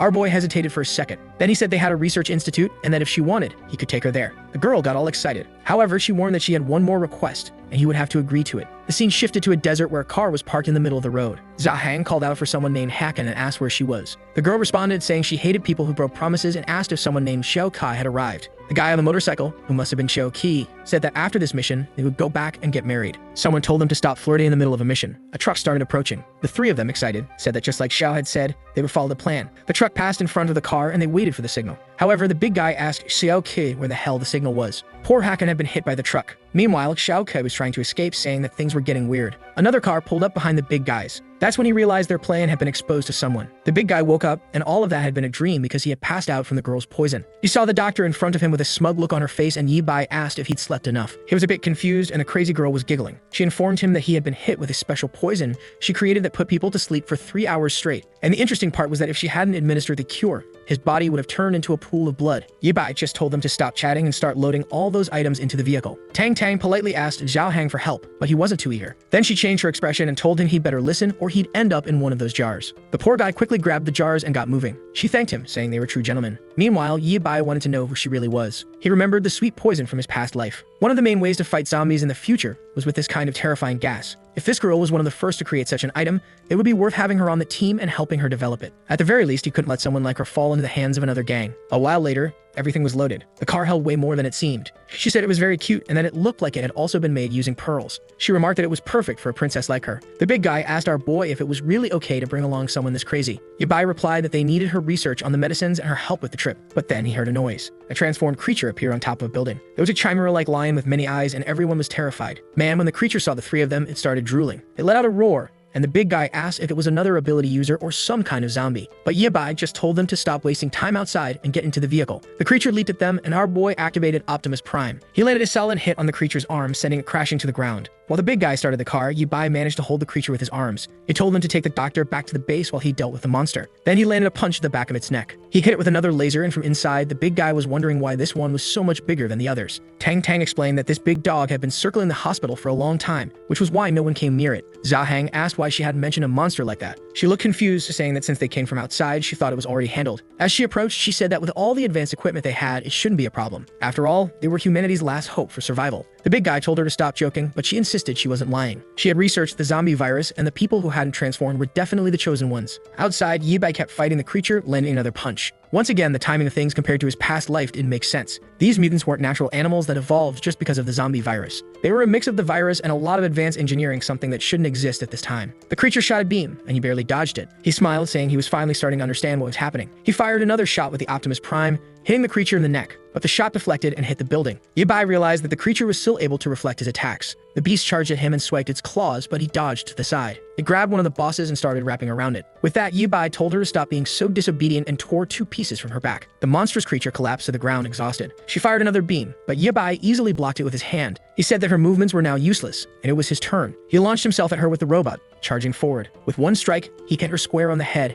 and started smashing her into the ground. Man, the boy was brutal and he finished off the monster. Among the remains, he found a massive pearl. Our boy examined it in his hand and said that once he transplanted something like this, things would get much easier than before. Meanwhile, the blonde guy on top of the building was watching and said this was going to give him quite a headache. Yabai called the big guy, asking if they could hear him. Unfortunately, they were already too far and the signal wasn't working anymore. It was time for him to head back, so he started flying with the Optimus. As he passed by the buildings, he glanced to the side and saw the blonde guy. The blonde waved and said it was a pleasure to meet him. Man, Yabai immediately stretched out his hand and blew him up right in front of him. The blonde appeared on another building and asked if Yabai had some kind of prejudice against ability users. Yabai didn't hesitate and sent another explosion his way. But the blonde said he wasn't interested in fighting him. He teleported onto the robot's arm and said he was just there to deliver a message and wouldn't take long. Yabai crushed him with his hand. The blonde said if he wanted to chat in that position, it was fine with him. He then introduced himself as Song Bin and invited Yabai to visit him in the Northern District. Yabai continued crushing him while the doctor said he was interested in calling the medical girl. However, when he looked at his hand, the guy had disappeared. It seemed he had some sort of body substitution ability. The threat wasn't huge, but it was extremely difficult to deal with something like that. And the strangest part was that the damned secret organization was already forming. Yabai didn't want to think about it,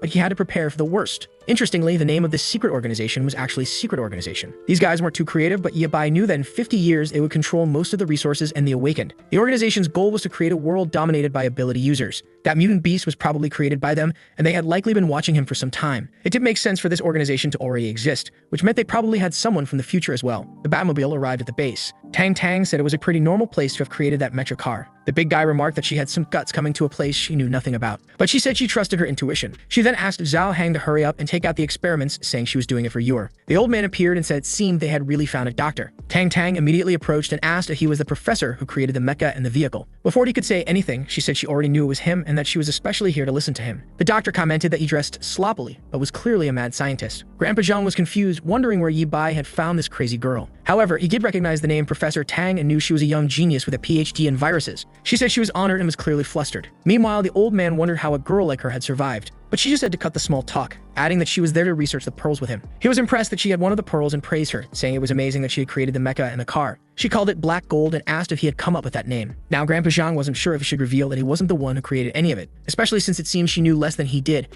and as far as he knew, Yabai wanted to keep it a secret. He then spread his arms and told her they could work together because he had made some new discoveries. However, first, she needed to help him with something else. The scene shifted to the medical room where Yura was lying in bed. A while later, Tang came out and the professor asked how she was doing. Tang took off her mask and asked if Yura was his granddaughter. The old man said not exactly, but he considered her as such. Tang made a hand gesture, and the old man asked if that meant the girl was okay. Tang said no, so the old man asked if it meant she had 3 years left. Tang corrected him, saying she had 3 months. She had seen many people with the same illness and had no idea how the girl was still alive. Her body wouldn't accept any treatment in this state, and the worst part was that there wasn't much they could do. Zhang asked if she was telling him to accept that the girl was going to die, but Tang said maybe they could use that. A while later, Yor began to wake up. She overheard the old man outside asking if they were really going to give her that medicine. Tang replied that it wasn't exactly that, but that she was thinking of using the material to create a new kind of medicine. She had noticed in some tests that the material seemed to emit an energy that could regenerate the surrounding cells. The old man said that's why some people who consumed it went through that transformation. She asked what kind of idiot would do that, and the old man replied that he had seen 2 people who consumed it and became extremely powerful. Tang was thoughtful for a moment and said that aside from guaranteed death, she couldn't think of anything else it could cause. She then suggested they focus on the next topic, which was creating a medicine using the material to help the girl. Obviously, they didn't have much time, but they also had to ensure she wouldn't turn into a monster. Meanwhile, Zhao Heng finally placed the last item on the shelf. Looking at it, he wondered why she valued this stuff so much.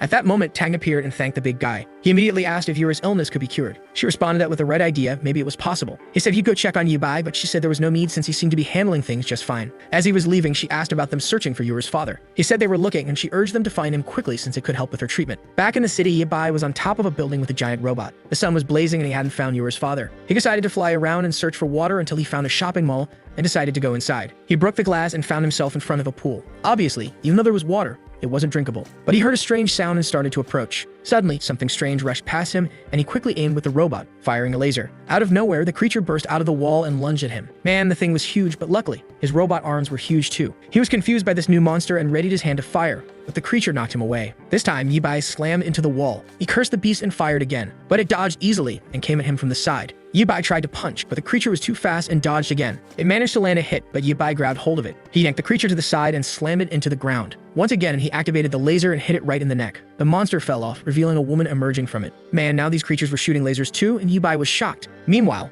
out on the street, the big guy was looking for Yibai. He couldn't find him until the drone activated. It was Yor, asking if they were still outside. He told her to rest more and let them handle the searching, but she said she couldn't sleep and felt better working with him. He told her it was fine, but not to push herself too hard. With that, she reactivated the drone and continued searching. But soon, she found something strange, and the big guy asked what it was. She explained that a strange group of zombies was heading toward the construction area. They wondered if there might be survivors there. That's when she saw a girl lying on top of a container. He saw through the camera and said he recognized her. Yor asked how he knew her. The big guy explained that she had been captured by that guy before, but at some point she escaped, and they never saw her again. Yor said they had to help her, and the big guy immediately activated the car's claws, saying it was obvious. He plowed through the zombies, cutting them all down. The girl seemed confused. Yor told her to look for a chance to jump into the car. Zhao Heng continued smashing everything in his path. He got closer to the container and told the girl to get in. She jumped into the back, and Yor said it was time to go. The girl slowly got inside, asking who they were. The big guy smiled and said they were the rescue team. Meanwhile, on the other side, Yibai was taking a beating as usual. Once again, he slammed into the wall, and the monster came in for the finishing blow. But Yibai covered his face, knowing he couldn't look at it. The problem was that his face cover had been damaged in the previous fight, so he couldn't use it again. The creature prepared an attack that nearly hit him. He fired another laser,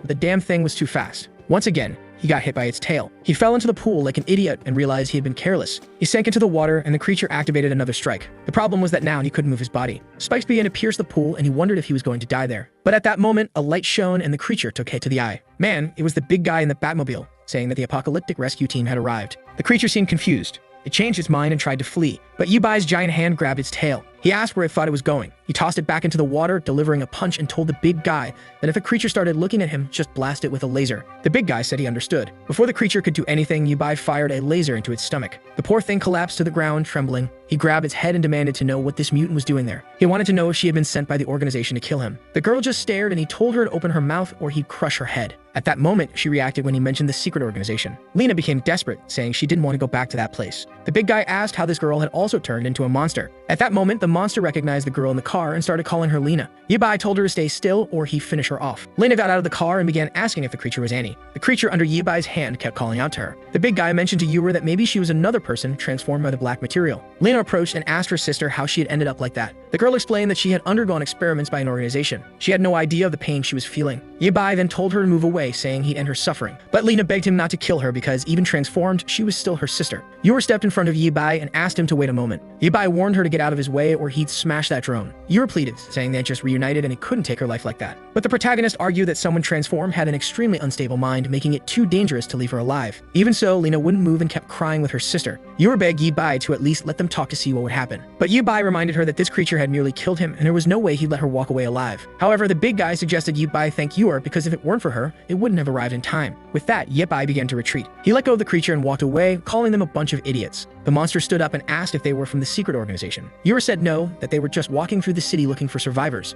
Annie then explained that after the transformation, she managed to escape. However, the organization kept sending giant dogs to hunt her down in this place. Yor asked why she had attacked Yibai, to which she replied that she was scared and thought he was part of the organization. She approached Lena, saying it was good to know she was okay, and that she had no intention of hurting anyone there. Yor seemed relieved and suggested that Annie join their group. They were studying zombies at a nearby place, and maybe she could help. Lena asked if both of them could really be part of that, and Yor said it would be a pleasure to help others. The only problem, of course, was that the monster wouldn't fit in the car. Annie told Lena that she would follow her wherever she went. The big guy asked Yor if she was sure about bringing a monster like this back to their home. She confidently replied that they were just two sisters in danger, and helping them was everyone's responsibility. Yibai just got into the car and sat down. Seeing this, the big guy said that since Yibai wasn't refusing, it was time to head back. So with the car, the drone, and the monster, they all left. The big guy was impressed that the creature could move as fast as them. A while later, they returned to the base. Naturally, the doctor and Tang were shocked to see the creature in front of them. They immediately asked Yibai what was going on. Lena introduced herself, explaining that she lived in the east. But when the disaster started, she and her sister got into a car and drove south. From the creature's head, Annie appeared. Lena introduced her, saying she had been captured by an organization and turned into an experiment. While the old man was terrified of the organization, Tang found it adorable. She approached the creature, telling her not to be afraid,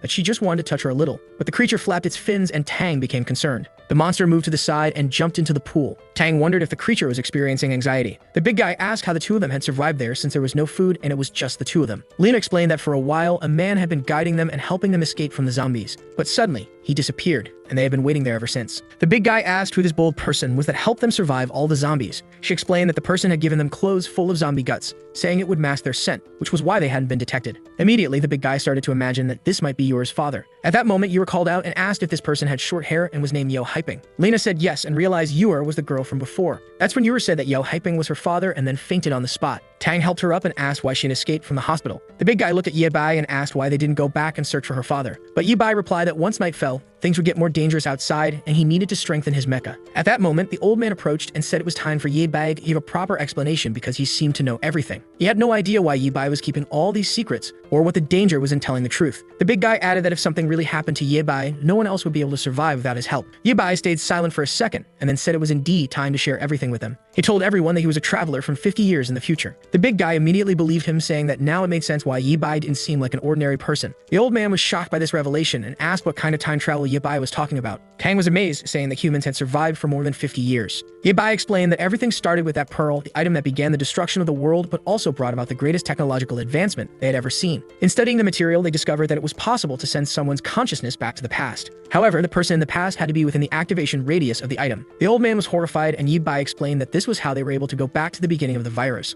Unfortunately, though, they couldn't go any earlier than that. He further explained that after years of analysis, they never found any other material like it on Earth, leading them to believe it came from another world. The big guy immediately started considering that this might be an alien invasion. Yibai said that if that were the case, the aliens had already won. In less than 50 years, there would be fewer than 10 million people alive, and even those would have to constantly fight just to survive. In the end, Yibai had been chosen to go back to the past and reshape everything. The big guy now understood why Yibai had been so determined to gather the material from the start and asked how old Yibai really was. He replied that he was probably nearing 70 by now. However, every time he returned to the past, he found himself at the first moment he encountered the virus in school. The problem was that even in the past, it wasn't so easy to change things. The big guy was shocked, saying you could write an entire story with that information. Who would have thought? Tang asked if they were destined companions in the future. Yibai replied that he wasn't sure, but he hoped so. Confused, Zhao Hang asked why Yibai was saying that and if more changes would happen. Our boy just looked at Tang and said that the virus was evolving and she must have noticed it. Tang confirmed, saying that their survival was already a miracle. That's because the zombie virus wasn't transmitted by a bite but spread freely through the air. Immediately, the two of them stood up in shock, asking how they had been transformed. Tang explained that's why she liked to say they were the chosen ones. Some people seem to have certain antibodies that allowed them to resist the virus, but she couldn't guarantee that a bite wouldn't cause transformation. Yibai revealed that the truth was, they had all been infected a long time ago. In theory, they would eventually turn into zombies as well. Even though they might be immune to the airborne virus, that didn't mean they couldn't be infected by other means. Zhao Hang was amazed that Yibai had managed to hide all of this for so long. Yibai said he had done so because he had recently confirmed his suspicion. It seemed that someone from the future was accelerating the progression of the virus.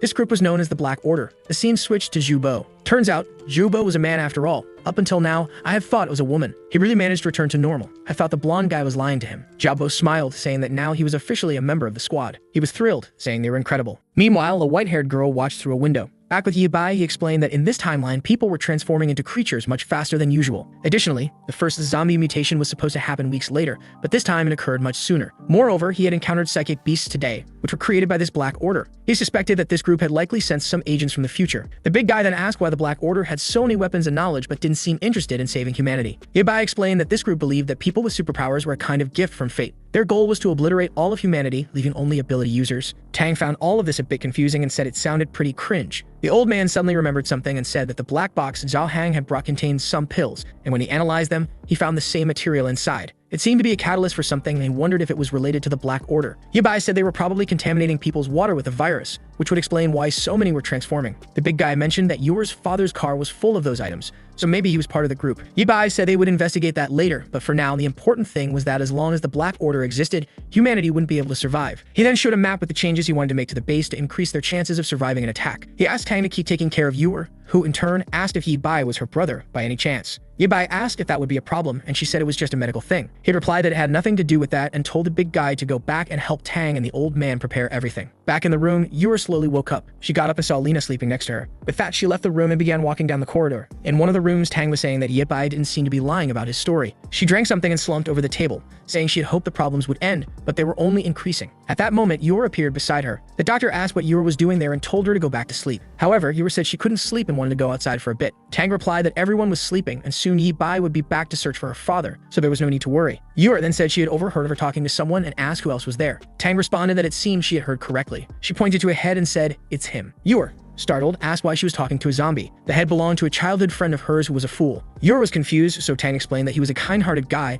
and that Yuer couldn't imagine why he wanted to become a doctor. He was rejected countless times but kept studying until he finally made it. In the end, he was the only one who stayed by her side. When many people at the hospital tried to steal her research, he stood up and told everyone the truth. When the disaster happened, he was the only one who used his own body to save her. Even while he was fighting and being transformed, he kept protecting her. In the end, there were so many pieces on the ground that she didn't even know which ones were his. Even so, she collected the pieces in the hope that if she combined them with future technology, she might be able to bring him back to life. She then laughed and said she was joking. She knew life wasn't that simple. Yuer awkwardly asked if she had liked that person. Tang revealed that strangely enough, he was the only person who ever touched her heart. She then told Yuer to go back to sleep because she would need to talk to Annie later. Meanwhile, outside, Yuer went to see Annie. Annie emerged from the water and stood face to face with her. They stared at each other for a moment and Yuer introduced herself, asking how Annie was doing. Annie explained that she always had to stay hidden because she couldn't afford to be found by the organization. Yuer said that what had been done to her body was cruel and asked if it hurt. Annie responded that just thinking about the past gave her chills, but nowadays she didn't feel anything anymore. Yuer was thoughtful for a moment and Annie said she could tell that Yuer also seemed to be in pain. She gently touched Yuer and asked how she could tell. As the monster was about to say that humans are all the same, she suddenly fainted. Annie caught her with her fins and called for Tang. Tang came running, panicking, asking what Yuer was doing there when she had told her to go back to bed. Tang touched Yuer's head and said that at this rate, there was no way to save her if she kept acting like this. But Yuer simply apologized and said she had a request. She wanted the doctor's help to complete the surgery. Meanwhile, Yibai was working on Optimus Prime 2.0.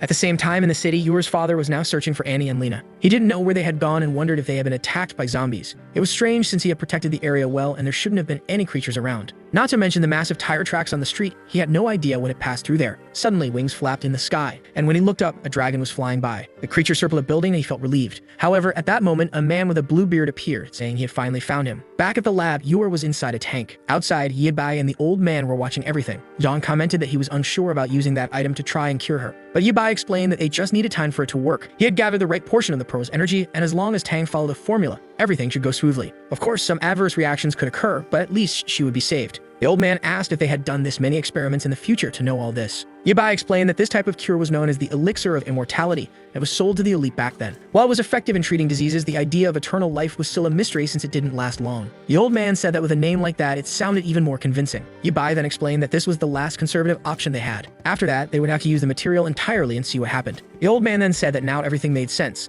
That's why Zhao Hang was back out on the streets searching for her father. He warned Lena that the place was full of zombies and told her to check the right side. With that, she started deploying the drone but apologized because she wasn't very familiar with it. Trying to keep track of all those camera feeds was difficult for her, as she considered herself a bit of an airhead. That's what she told herself. Zhao Hang told her to stay focused, saying they would soon find Yuer's father. At that moment, Lena mentioned that she had seen someone who looked like him. On the street in front of the drone, they could see a hooded man running. Desperate, he was fleeing. This time, it was from a bunch of rank 1 zombies. His cloak wasn't working, so he took it off and threw it aside. Behind him, attached to the cloak, was a grenade that exploded right in front of the swarm of zombies. The problem was, none of it was effective. The zombie was walking through the flames until a laser came and cut through it and 2 others. Immediately, Zhao Hang did a drift, stopping in front of of the man who looked confused. The big guy opened the car door and asked if he was Yao Yuer's father. He looked confused, but our bald friend just told him to get in the car quickly, as there was no time to explain. Since the man had just been saved, he decided to get in, especially because the streets weren't safe anymore. With that, the car sped away. However, the blue-bearded man was watching all of this. He asked the blonde guy if he was really going to let the men escape that easily. The blonde said they all belonged to a special group, so they would have to be cautious and take things very seriously. The blue-bearded man, however, said that his style was more about showing up and smashing everything instead of messing with little tricks. But the blonde guy reminded him that unfortunately, they had very few people left on their side. That was thanks to the girl who had used a horde of zombies to attack their base, but ended up getting them all killed. The blue-bearded man found it strange that the girl, who had such a high-level ability to command 1,000 zombies, had lost to that base. The blonde guy replied that it was a sad situation as they couldn't revive any of the zombies they had lost. Meanwhile, the car was arriving at the base. Zhang appeared, worried, and asked if it was really Eping. Yuer's father simply replied that it had been a long time since they had seen each other,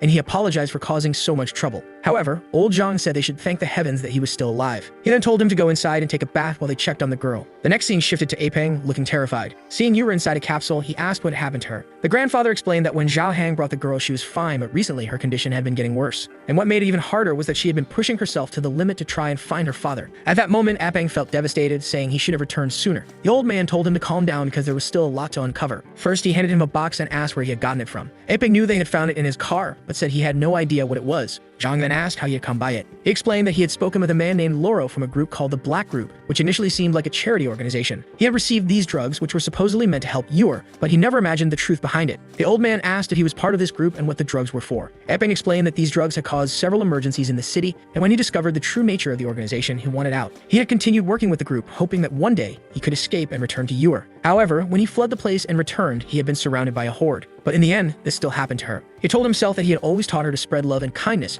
yet he had been helping the wrong people. He began lamenting, saying he was truly an incompetent father. That's when Tang appeared and told him that Yuer was still alive and fighting. She then told him to donate some blood since he was her biological father. Unfortunately, no one else there could donate to her, so he was their only hope. Immediately, Eping stretched out his arm and told her to take as much blood as she needed. The doctor cheered, saying it was a good thing he had arrived, or else she would have had to use that material on the girl. The father looked confused and immediately shouted that he wouldn't allow that to happen. The doctor was puzzled as to why, and Zhang wanted to know what she understood about it. Eping explained that he wasn't sure why, but the organization was planning a massive experiment. Their target was the entire city of Anchi, and countless lives would be lost. Zhang said it didn't matter much, since most of the population had already died, so there weren't many people left to lose anyway. The father insisted that they mustn't use the material on the girl, no matter what. Zhang, however, argued that the only way to fight against those guys was by using the material, and besides, they had nowhere to run. Eping, desperate, said they needed to escape that place as quickly as possible. He rushed out, saying he would grab Yuer and leave, but then he was struck on the back of the neck. Yibai simply told him to shut up. The poor man collapsed, unconscious on the floor. Yibai then turned and told them to collect the blood and start the surgery. Meanwhile, in another part of the city,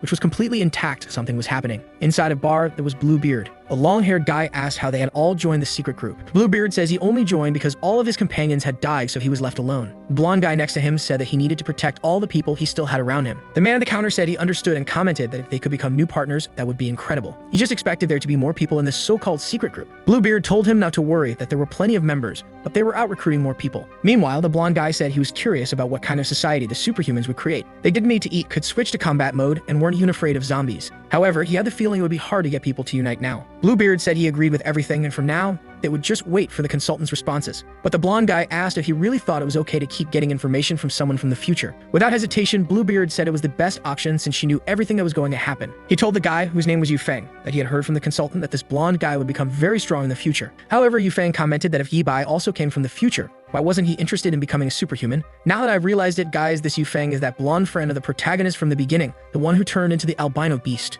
Bluebeard said that Yibai wasn't doing so well and was just a coward who couldn't handle the success of others. However, the blonde guy said that the last time he saw the boy, he was completely different from what he remembered. Bluebeard laughed, saying that at least whoever wronged Yibai in the future would probably suffer in this life. But one thing was certain, they would need to kill Yibai since he was getting in the way of their plans. Someone then clapped and said that he had said everything he wanted to hear. It was the blonde guy with the hat, who said that the world Yibai wanted to create was completely different from theirs. For now, they were still trying to inspire the boy and create a change in him, but if he didn't accept it, they would obviously have to kill him. Everyone in this room had been born from the black gold. They had abandoned their old bodies and accepted a new rebirth. They needed to dive even deeper into the mysteries of this item to gain a power never before seen in this race. The guys even had a little slogan saying that the Shadow Squadron was eternal. These bastards also had 30 different names for God's sake. Back at the base, the big guy was sleepy, and our boy was fixing the car. He asked Yibai where his friends from the future were. Since they were younger back then, they must be kids now. Yibai just said that the present and the future had changed. so whether his friends were still alive was a mystery. Besides, in this life, he might never meet them again. The big guy then asked how he was going to rebuild the organization he wanted. Yibai said he didn't need specific allies, but rather people who shared the same vision. Confused, Zhao Hang asked what that vision was. Yibai then explained that the goal was to eradicate the black gold and the supernatural people and restore the proper order to humanity. The big guy said those were simple things to explain but extremely difficult to achieve. However, Yibai then explained what had happened to future generations who had become dependent on the black gold. To maintain their powers, they needed to create zombie concentration camps, where people would be transformed to generate more materials. The problem was that in a regime like this, the number of people kept decreasing. Those with supernatural powers didn't want to fight against it. His group was the last of the rebels who still tried to oppose that regime. Zhao Hang then remarked that for someone who wanted to eliminate black metal, Yibai was very good at using it to create things. Yibai explained that in order to eliminate it, you first had to understand it. As soon as the enemies were eradicated, they would also get rid of any equipment they had created. Zhao Hang commented that it was amazing that Yibai followed such a serious philosophy. But Yibai said not to praise him too much because if it weren't for his allies from the future, he would have given up a long time ago. And if it weren't for those who saved his life, he would have already been a zombie himself. Sometime later, Apeng woke up in the upstairs room. He commented that lately, the weather had been a bit strange. Zhao Hang said they should at least be happy that the rain had eased up. However,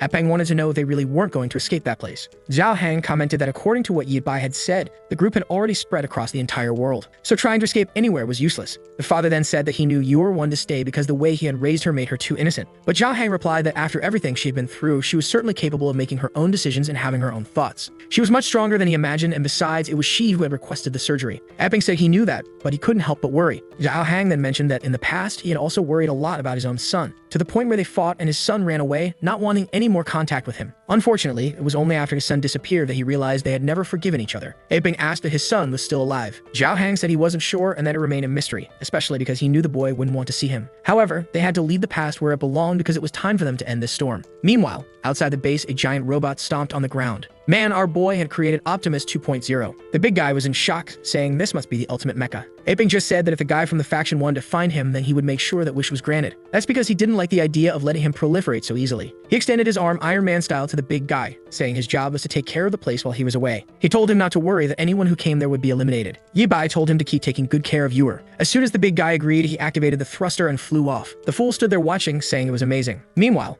in another part of the city, the blonde guy was just observing everything. The whole group was watching and they knew it was Yibai. It was insane that he had created a machine like that in such a short time. Apparently, the consultant really knew who the best people were, and it was time to start with the plan. Bluebeard, excited, said he couldn't contain his excitement. The blonde guy then said he would let him start the show. Immediately, the creature began to transform. His hand turned red, something came out of his back, and man, he turned into a flying horned monster. At that moment, he took off and it was bad news if he was heading toward the base. Inside, Apeng was conducting some experiments. Zhang was talking to Yuer's father through the computer, saying that Zhang's compatibility was perfect. Apeng thanked him and said that in the past, he would have had to work his whole life to afford such surgery. It seemed they were going to perform a stem cell transplant. Apeng said he didn't know how to repay them, but Zhang told him to just focus on the cameras to avoid enemy attacks. Apeng agreed and resumed his search. Suddenly, a purple energy ball approached and exploded above the base. Immediately, everyone felt the entire place shake. Of course, it was the transformed Bluebeard in the sky. He stretched out his hand again and launched a second attack. The place seemed to be protected by a barrier, but even so, everything inside was trembling. Zhang wondered if someone was attacking the base. Apeng said there was nothing in front of the base and the other cameras weren't working. Meanwhile, the big guy had already run to the car and warned that there was a giant winged monster throwing fireballs. Considering the surprise attack, it was clear it was from that strange organization. Zhao Hang immediately asked them to open the gate so he could go out and deal with it. Zhang agreed but told him to be careful. The gate opened and he drove out. From the roof, the new torpedoes that our boy had installed began to fire. Immediately, the big guy said the enemy would pay for their audacity to attack the old man's base. The laser fired and Bluebeard was startled. Man, but the bastard barely dodged it. But the next volley was coming. Meanwhile, Yibai was flying far from there. However, he found it strange that the communicators had gone out, and he wondered if he was entering the region controlled by those guys. It was best to be prepared to give his all in that place. But then he felt something. He veered to the side and dodged another attack. There were several robots on the ground, also made from black metal. He immediately recognized them as being made by the Black Guild, so now he was certain that someone had indeed come from the future. He fired a laser, but the creature defended itself. Yibai was impressed that they already had that kind of technology. However, he flew up and stomped on the creature's head. He punched another robot, and a Transformer-style battle was in full swing. He dodged another attack, pulled out a claw, and struck another one in the chest. But as soon as the first one fell, he looked up and saw 5 more coming. He began to wonder why there were so many of them and asked himself how long these people had been back from the future. Once again, he launched a barrage of missiles that hit them directly. 4 exploded in the sky, and he hit another with a laser. Meanwhile, at the base, the big guy was trying to hit Bluebeard, who was just dodging. The long-haired guy asked if they were going to invade the base now. Laurel confirmed but said the guy was scared because of the electric fences and the poisonous gas. Laurel said they would enter, but not now, as they would be easily destroyed. However, that was already expected, and that's why he had some other plans. At that moment, Epeng warned everyone at the base that the big guy seemed to have managed to scare off the winged creature. He asked if Yura was okay and how the surgery was going, but then something appeared on his neck. A lot of blood spilled out and he fell to the ground. Immediately, the blonde guy emerged from his corpse. He said that blood mark was perfect for being placed on him. Even better, because it seemed he was in the control room. Meanwhile, outside, Zhao Hang was having a blast. He launched another barrage of torpedoes toward Bluebeard. The creature tried to escape by flying but realized it couldn't and turned to cast a spell. It managed to blow up some of the torpedoes, but a laser hit it squarely in the hand. Man, this guy exploded and it fell to the ground like trash. The big guy was excited, saying the car's combos were amazing. Slowly, he approached the big creature, which started forming another fireball. It slammed into the ground, launching a barrage that flipped the tank over. The car began to roll and Bluebeard said this was where things would end. He leaped toward him and with both feet grabbed the side of the tank. He then moved closer, saying it was time to open that can. However, the big guy, unafraid, opened the door right into his jaw. He pulled out his pistol and prepared to fire. The monster tried to dodge but still got hit in the shoulder, causing him to stumble backward. Man, if you thought the big guy would stay in the car, you were wrong. He slid down the hill and threatened the guy. At that moment, Bluebeard said he now understood why he had been sent to that place. The big guy asked what he was talking about and why he seemed to be laughing. The monster kept laughing, called out Zhang's name, and said it had been a long time since they last saw each other. He then began to transform back and asked if Zhang didn't recognize him anymore. That's when Zhang recognized him as old Xiao. Meanwhile, back at the base, Tang was watching over Yura. She seemed relieved that nothing had fallen on top of the capsule. Zhang informed them that the attack must have cut the power,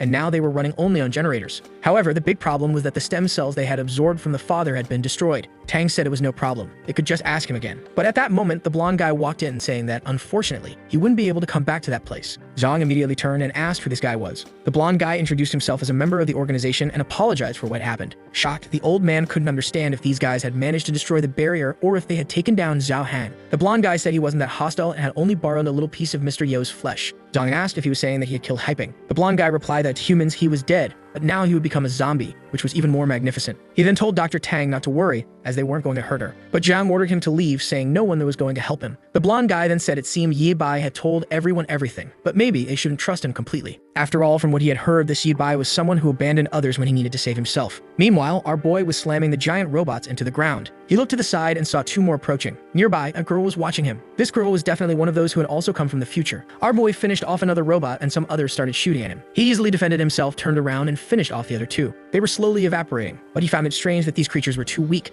as if they were just basic construction robots. Then a gate began to lower. Inside, there was another creature. Two white legs stepped out and some sort of flamingo, peacock lion, or whatever it was appeared in front of him. He remarked that, at least in terms of style, this faction never disappointed. The creature let out a scream and immediately charged at him with a roar. Yi Bai managed to dodge, but she activated something in her stance and launched a follow-up attack that sent him flying out again. Man, the monster kept sending attacks while he dodged. Then she activated something in her eye and aimed it at him. There was some sort of slowing light and he didn't even need to look directly into her eyes. While he was paralyzed, she launched a barrage of purple fire. Unfortunately, he couldn't dodge in time and the boy was burned. Back at the base, Zhao Hang asked why the guy was still alive. But Bluebeard said it was the same thing he wanted to know about Zhao Hang. He insisted, asking what was happening and why he was with this group. He asked if he had been the one who betrayed them and caused the deaths of Xiao Qi and Ah Kun. Bluebeard said he was involved, but he hadn't done anything on purpose. The big guy then shouted, asking why he had betrayed everyone when they had trusted him like a brother. Bluebeard responded that their thing of stealing from the rich to give to the poor was eventually bound to fail. On what was supposed to be their last mission, they were discovered by the police. However, thanks to the new organization, he was saved in time and managed to rescue his friends who were injured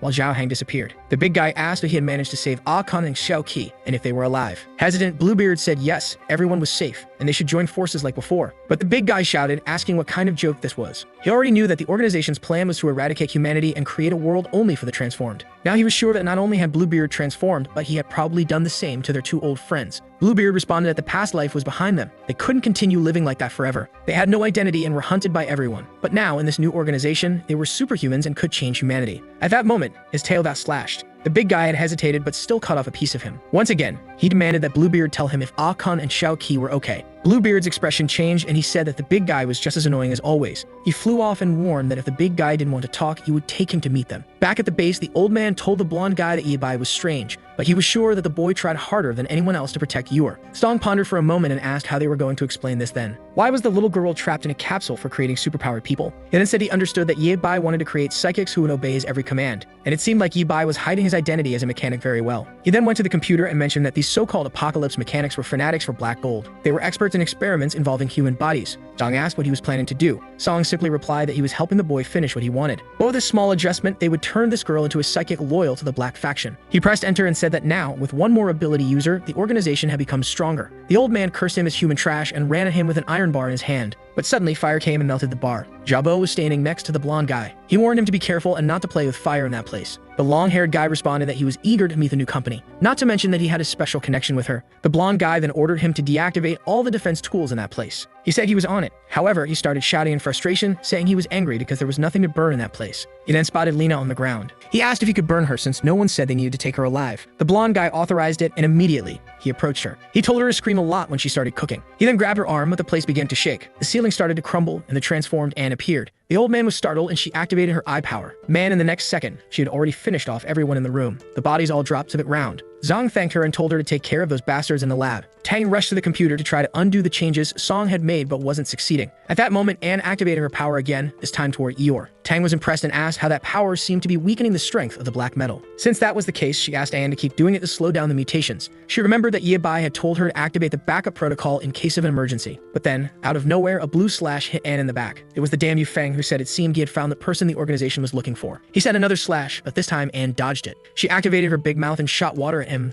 but he moved to the side. However, the exchange of attacks caused Tang's pieces to fall all over the floor. Back at the enemy base, the creature had just set Yebai on fire, but he defended himself with a barrier, saying he was spending too much energy in that place. It was time to finish it in a flash. He pulled out the blowtorch from his hand and aimed it at her. The creature caught fire and tried to use her eye attack, but he dodged it. He launched 2 torpedoes that hit beside her foot, and by the time she looked, he was already coming from the side. He slashed one of her legs with a chainsaw. The creature fell to the side, and he immediately smashed her semi-eye. Up above, the white-haired girl was just watching. She commented that he had passed with flying colors. Our boy stood in front of the fire with the creature being devoured by the flames. But suddenly, he looked behind him and activated a laser aimed at the girl. The top of the base exploded. He looked up and didn't see her, but she was soon next to him, saying he truly deserved the title of Master Mechanic. Once again, he tried to punch her, but the damn girl teleported away. She appeared on the other side, saying it was a shame he hadn't joined the mechanics committee. Angry, Yebai wondered why he kept running into people who had teleportation powers. He flew toward her, but the girl just stretched out her hand. At that moment, his robot seemed to stop functioning. He wondered what was happening and why it seemed like he was running out of energy. He then asked if she was a traitor to the committee and what time she came from. She said that once she had been the great sage of the Northern Mountain. She worked for the mechanical council that he should be familiar with. She lowered her hand and Yibai's robot crashed to the ground. He wondered why everything seemed so heavy. She then informed him that this black gold manipulation came from 100 years in the future, so he better stop resisting. The only option he had was to join this organization. Yibai seemed to recognize the name of the great sage of the north. He said that everyone thought she had died since she disappeared out of nowhere, but it seemed she had become a dog of the black organization. He said that by doing this, she was truly a disgrace to her grandfather. Man, this girl was Dr. Zhang's granddaughter, and her name was Zhang Yu. Could she be the future Yor? Now, I'm confused about what happened here.